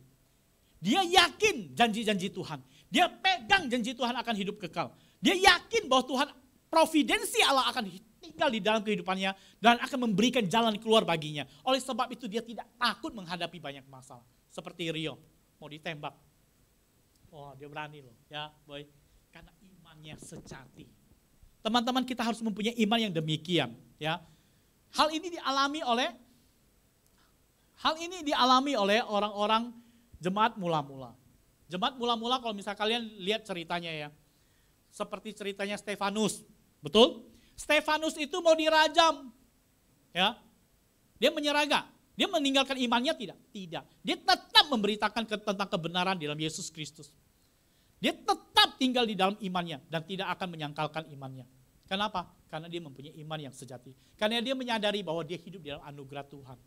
Teman-teman, orang-orang di jemaat mula-mula ini, bagaimana sih mereka mempunyai kehidupan iman yang begitu sejati? Kenapa? Karena mereka hidup di dalam iman, di dalam persekutuan, di dalam doa. Semua sarana-sarana pengudusan mereka hidupi sehingga mereka bertumbuh di dalam iman yang sejati. Teman-teman, penganiayaan yang dialami oleh jemaat mula-mula ini beragam. Dari politik sampai sesama orang-orang Yahudi. Menindas mereka, menganiaya mereka. Kalau kalian pernah baca tentang kisah Nero, Raja Nero, banyak orang-orang Kristen yang dibakar, dijadikan obor. Roma, dibakar hidup-hidup. Kenapa orang-orang itu tetap bertahan dengan iman mereka? Mereka dimasukkan ke dalam gelanggang gladiator, dimakan oleh binatang, tetapi mereka tidak pernah meninggalkan iman mereka. Mengapa? Mengapa? Karena mereka menyadari bahwa mereka adalah orang-orang yang telah diselamatkan di dalam iman, di dalam Yesus Kristus. Dan itu adalah anugerah yang telah mereka terima. Oleh sebab itu mereka bersyukur. Maut, sakit, ya, penderitaan tidak menjadi satu penghalang bagi mereka untuk tetap mengikut Kristus. Pada saat itu mereka selalu berpikir bahwa menderita di dalam Kristus itu adalah anugerah. Oleh sebab itu orang jemaat mula-mula menderita, ya, mereka bersyukur. Saya sudah menderita, mengambil bagian Kristus di dalam penderitaannya. Saya adalah umat yang sejati. Teman-teman, bagaimana pada saat ini di dalam kehidupan kita, dalam konteks saat ini? Sudah tidak ada lagi, tidak banyak lagi orang-orang yang berbicara tentang surga dan neraka. Ya, tidak banyak orang yang juga berbicara tentang anugerah. Ya, semua lebih cenderung berbicara tentang bagaimana kita hidup, menjalani hidup di dalam dunia ini, menghadapi tantangan bersama Tuhan. Tidak ada lagi. Hal itu apakah mempengaruhi iman kita? Ya, apakah kita tetap akan menyadari bahwa kita ada hidup dalam anugerah, di mana anugerah itu menuntut kita untuk harus mengekspresikan iman kita dalam perbuatan-perbuatan kita. Apakah masih bisa kita disadarkan bahwa kita mempunyai tanggung jawab iman di dalam dunia ini? Di mana semua pertanggungjawabkan itu menuntut kita untuk mempunyai pengetahuan iman yang baik. Bukan pengetahuan iman yang relatif. Asal. Pokoknya saya disuruh melayani, saya melayani aja. Alkitab suruh kita melayani kok, saya melayani aja tanpa satu dasar. Mengapa ya saya melayani?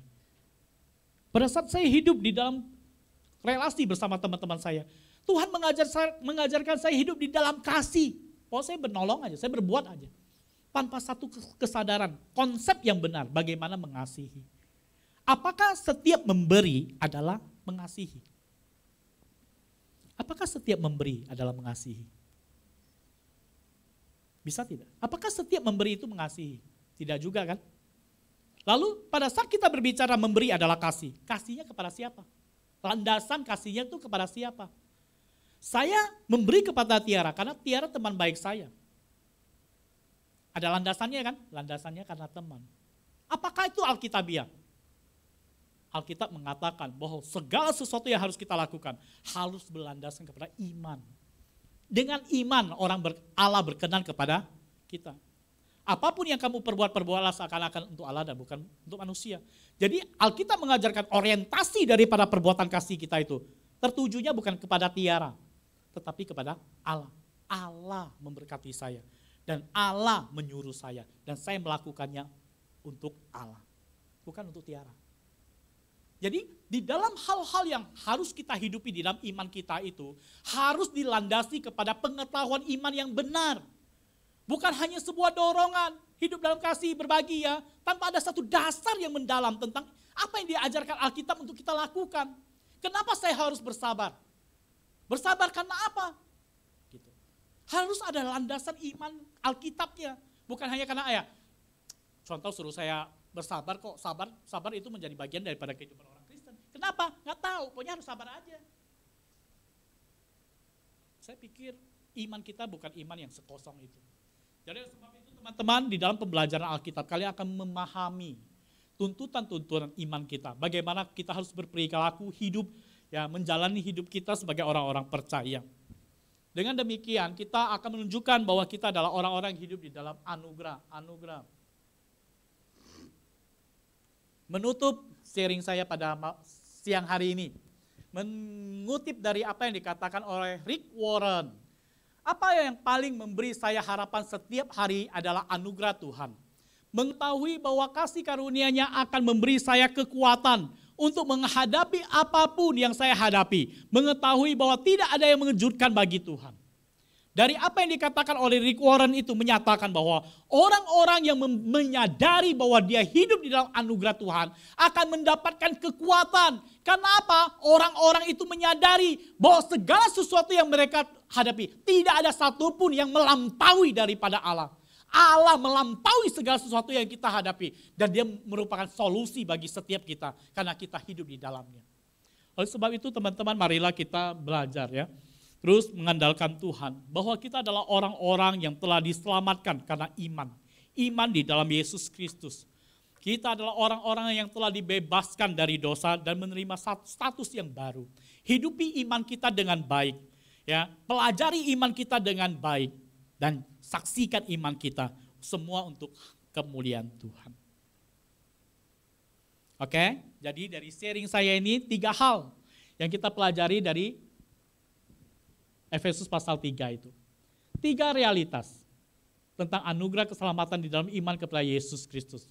Yang pertama, tanpa iman manusia akan binasa. Yang kedua, keselamatan hanya di dalam Tuhan Yesus. Dan yang ketiga, keselamatan adalah anugerah Allah. Amin, teman-teman. Ya, semoga kalian mendapatkan pemahaman dan pembelajaran dari apa yang saya sampaikan. Mari kita berdoa. Bapa di surga, kami bersyukur ya Tuhan atas kesempatan yang Tuhan telah berikan bagi kami melalui surat Rasul Paulus kepada Efesus. Kami boleh belajar 3 realitas yang mengingatkan kami bahwa kami adalah orang-orang yang hidup di dalam anugerah Tuhan. Rasul Paulus mengingatkan bahwa tanpa iman kami tetap ada dalam kebinasaan. Dan dia menyatakan kepada kami bahwa hanya di dalam Yesus Kristus kami boleh mendapatkan keselamatan, dan keselamatan itu diberikan oleh Allah secara cuma-cuma. Oleh sebab itu ajarkanlah kami ya Tuhan untuk boleh menghidupi iman kami yang sejati. Sehingga pada saat kami menghadapi tantangan-tantangan zaman, kami mempunyai pondasi iman yang kuat, kami boleh kuat teguh, kami boleh menghadapi banyak tantangan, terus bersandar berharap kepada Tuhan, dan kami percaya bahwa Allah, Engkau akan menjadikan kami pemenang. Kau berkati setiap anak-anak-Mu di tempat ini, dalam setiap aktivitas kehidupan mereka, kuat dan teguhkan iman mereka untuk menghadapi tantangan zaman. Terima kasih Tuhan, kami berdoa bersyukur, hanya dalam Tuhan Yesus kami berdoa. Amin.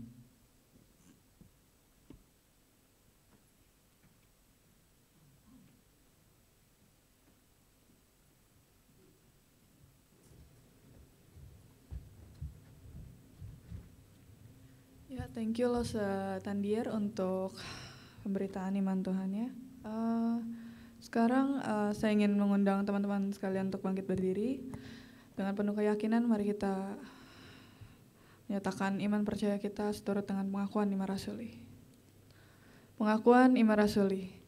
Aku percaya kepada Allah, Bapa yang Maha Kuasa, Khalik langit dan bumi, dan kepada Yesus Kristus, Anak yang tunggal Tuhan kita, yang dikandung daripada Roh Kudus, lahir dari anak darah Maria, yang menderita sengsara di bawah pemerintahan Pontius Pilatus, disalibkan, mati dan dikuburkan, turun ke dalam kerajaan maut.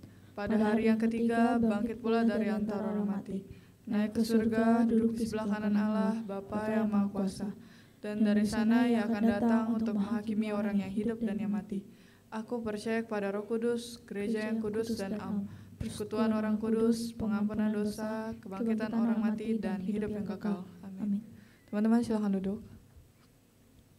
Kita akan memberikan persembahan.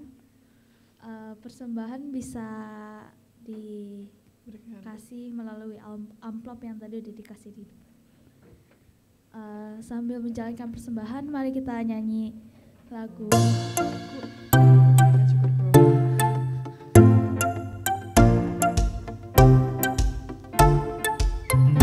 Kasih yang begitu besar, lebih kuat dari dosa. Kasih yang menemukanku, selamatkan dan pulihkanku. Ku naikkan syukur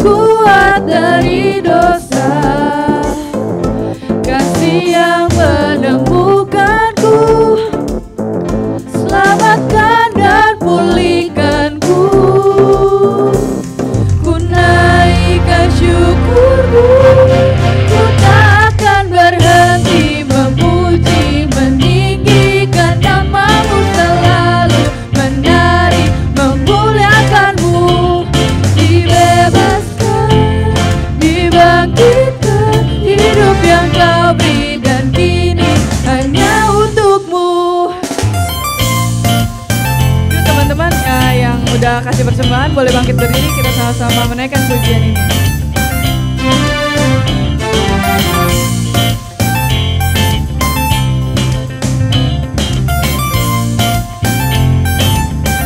Menaikkan syukur. Ku naikkan syukurku, ku naikkan syukurku.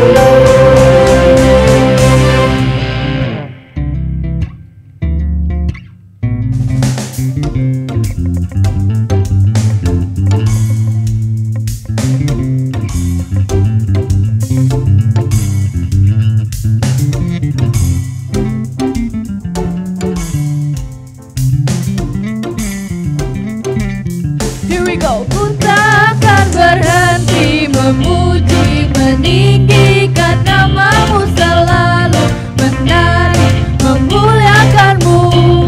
Dibebaskan, dibangkitkan, hidup yang kau beri dan kini hanya untukmu. Takkan berhenti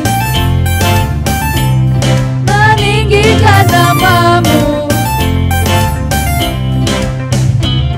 Dibebaskan, dibangkitkan, hidup yang kau beri dan kini hanya untukmu. Hidup yang kau beri dan kini hanya untukmu.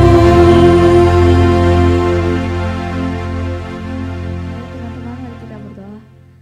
Bapa yang di surga, terima kasih Tuhan, kami sudah memberikan persembahan. Tuhan berkati persembahan ini agar bisa menjadi berkat untuk kerajaan-Mu Tuhan.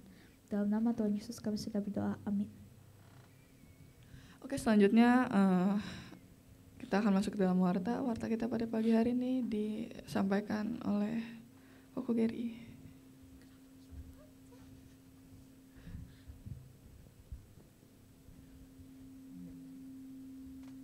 Tes. Oke, halo semuanya. Halo. Oh iya, teman-teman silakan duduk. Oke, selamat datang teman-teman yang telah hadir dalam ibadah gereja kami hari ini.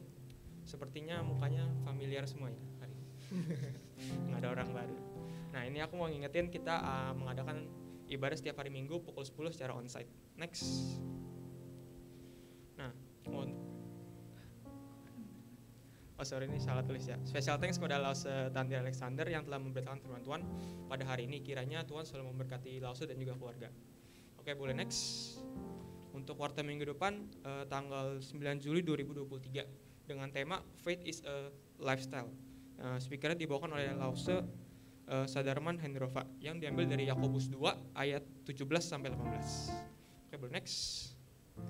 Nah, ini remember that we have morning devotion. Setiap harinya di WhatsApp group Teens Fellowship Service, Lause Efraim, Cidian dan juga Lause Tono akan menyampaikan morning devotion setiap paginya. Bagi teman-teman yang belum bergabung, kayaknya sih udah bergabung semua ya. Mari kita sama-sama bertumbuh dalam Kristus dengan berdoa dan bersatu teduh. Boleh next. Nah, ini adalah our social media. Yang pertama ada di Instagram dengan nama @pinangsians. Di sana kami akan membagikan informasi seputar ibadah kami setiap minggunya. Kemudian yang kedua ada di GKI Pinangsia Gloria yang berisi tayangan ulang ibadah kami setiap minggunya dan juga program yang bernama A Moment with God. Next. Oke, hari ini ada HUT bersama ya. Ya. Ini sekarang. Ya, sekarang kayaknya.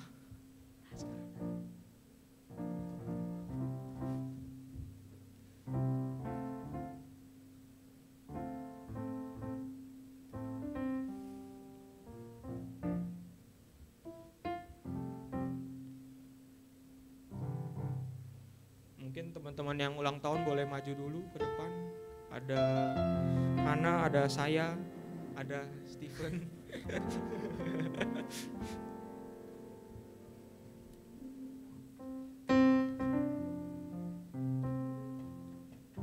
Ayo boleh maju ke depan.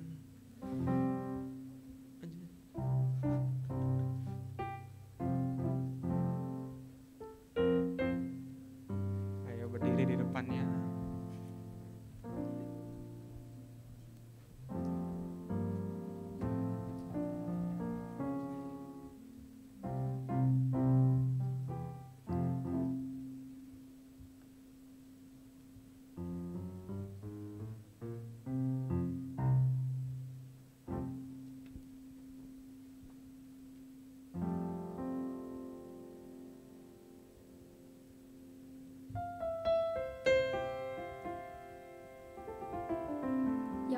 mikrofon agak ke tengah dikit dong, kan jangan Oh iya, boleh. kayak ini social distancing. Sebentar ya teman-teman. Menunggu. Lagi diambil koreknya.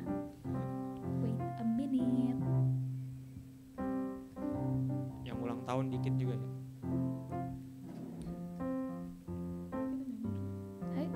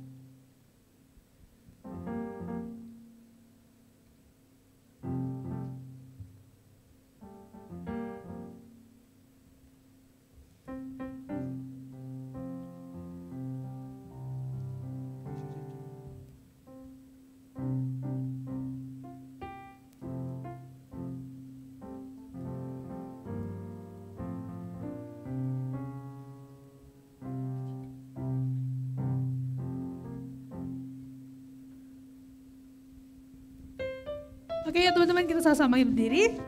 Kita mau ngerayain ulang tahun. Ada Hana, ada Gary dan juga Steven. Kita sama-sama naikin happy birthday to you. Yuk.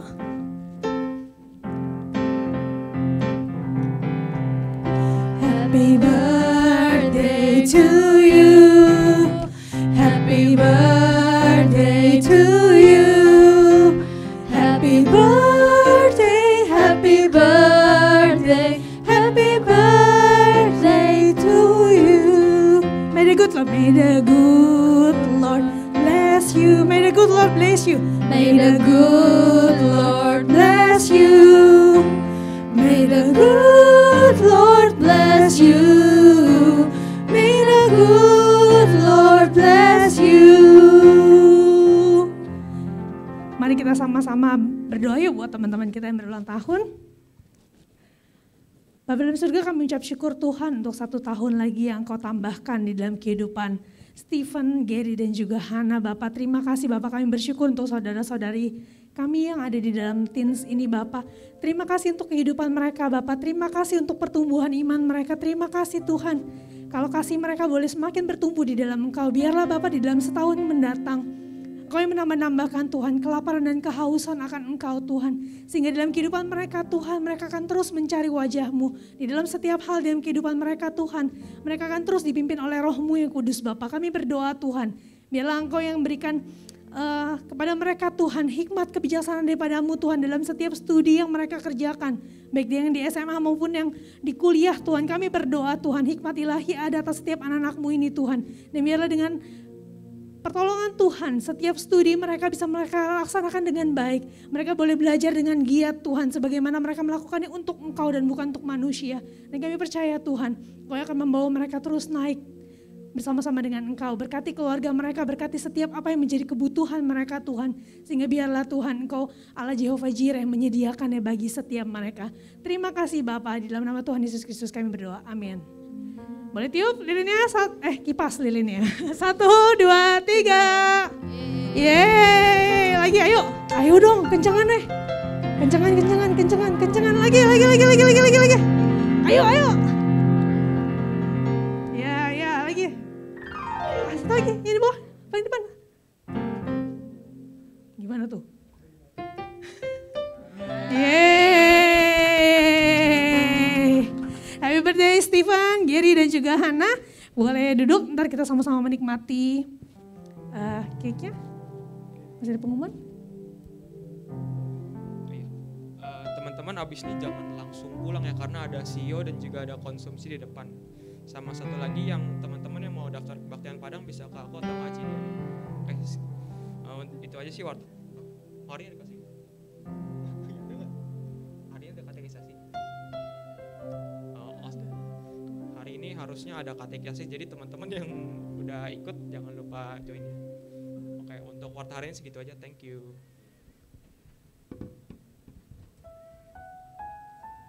Oke, silakan duduk teman-teman. Thank you Koko Geri untuk wartanya. Sekarang kita mau mengakhiri ibadah kita pada pagi hari ini. Jadi kita akan angkat pujian doa Yabes.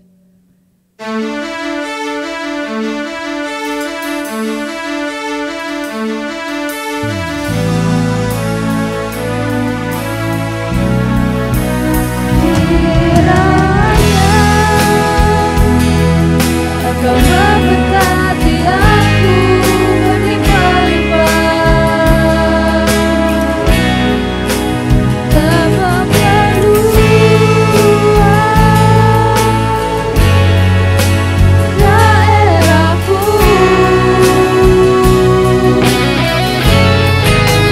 dan kiranya tanganmu menyertai aku dan melindungi aku daripada malapetaka sehingga kesakitan tidak menimpa aku. Kiranya Engkau memberkati aku berlimpah-limpah, dan memperluas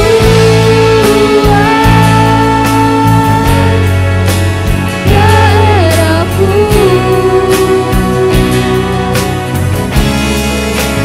dan kiranya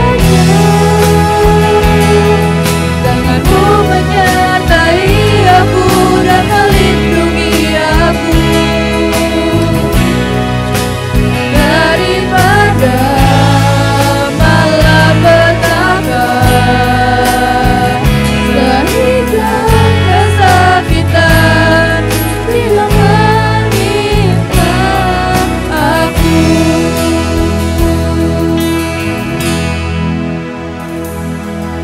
Tuhan mendengarkan dan menjawab doaku.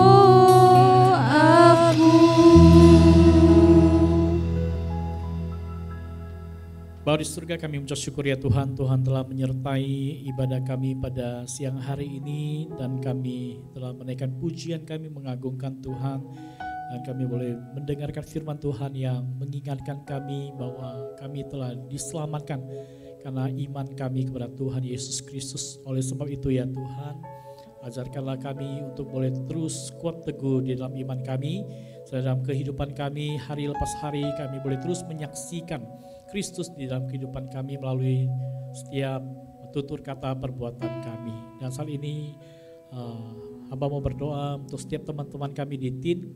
Kiranya Kau berkati mereka ya Tuhan di dalam pertumbuhan mereka, kuat dan teguhkan iman mereka untuk menghadapi dunia yang semakin sekuler, dunia yang tanpa Tuhan. Oleh sebab itu Tuhan, kami terus berdoa Allah Roh Kudus memimpin mereka untuk boleh terus kuat di dalam iman mereka yang sejati dalam Yesus Kristus. Mereka boleh terus mempelajari firman Tuhan, hidup dalam persekutuan yang indah dalam komunitas TIN ini, dan mereka boleh bertumbuh menjadi saksi yang memuliakan Tuhan. Dan kami juga berdoa untuk kehidupan mereka di dalam pembentukan akademis yang dijalani. Tuhan, kami ucap syukur di hari-hari yang lalu Tuhan telah menyertai mereka boleh melalui sebuah proses ujian, dan saat ini mereka boleh naik satu tingkat lagi untuk proses pembentukan akademis mereka. Tuhan, tambah-tambahkan hikmat, mampukan mereka ya Tuhan untuk dibekali sehingga semua pembelajaran yang mereka dapatkan boleh memampukan mereka untuk masa depan nanti mempunyai karir usaha yang baik didukung oleh pengetahuan yang mereka miliki. Dan kami berdoa di saat masa-masa liburan saat ini, kiranya Tuhan juga boleh terus sertai akan kehidupan mereka dimanapun mereka berada. Tuhan jaga pelihara mereka yang berliburan, kiranya Tuhan juga berkati ya, kemanapun mereka berada. Tuhan jauh-jauhkan dari hal-hal yang tidak diinginkan. Kami juga terus berdoa untuk orang tua mereka, kiranya Tuhan juga berkati dan pekerjaan usaha mereka, Tuhan tambah-tambahkan berkat sehingga mereka akan terus mengucap syukur atas setiap kebaikan Tuhan dan terus menyaksikan akan kebaikan Tuhan. Terima kasih Tuhan, dan kami saat ini akan mengakhiri ibadah kami dan kami akan menerima berkat daripada Tuhan.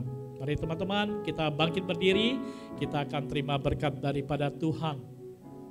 Kiranya kasih karunia daripada Allah Bapa, cinta kasih daripada Tuhan Yesus, penyertaan pertolongan daripada Allah Roh Kudus akan menyertai kita sekarang sampai Tuhan Yesus datang kedua kali dan sampai selama-lamanya.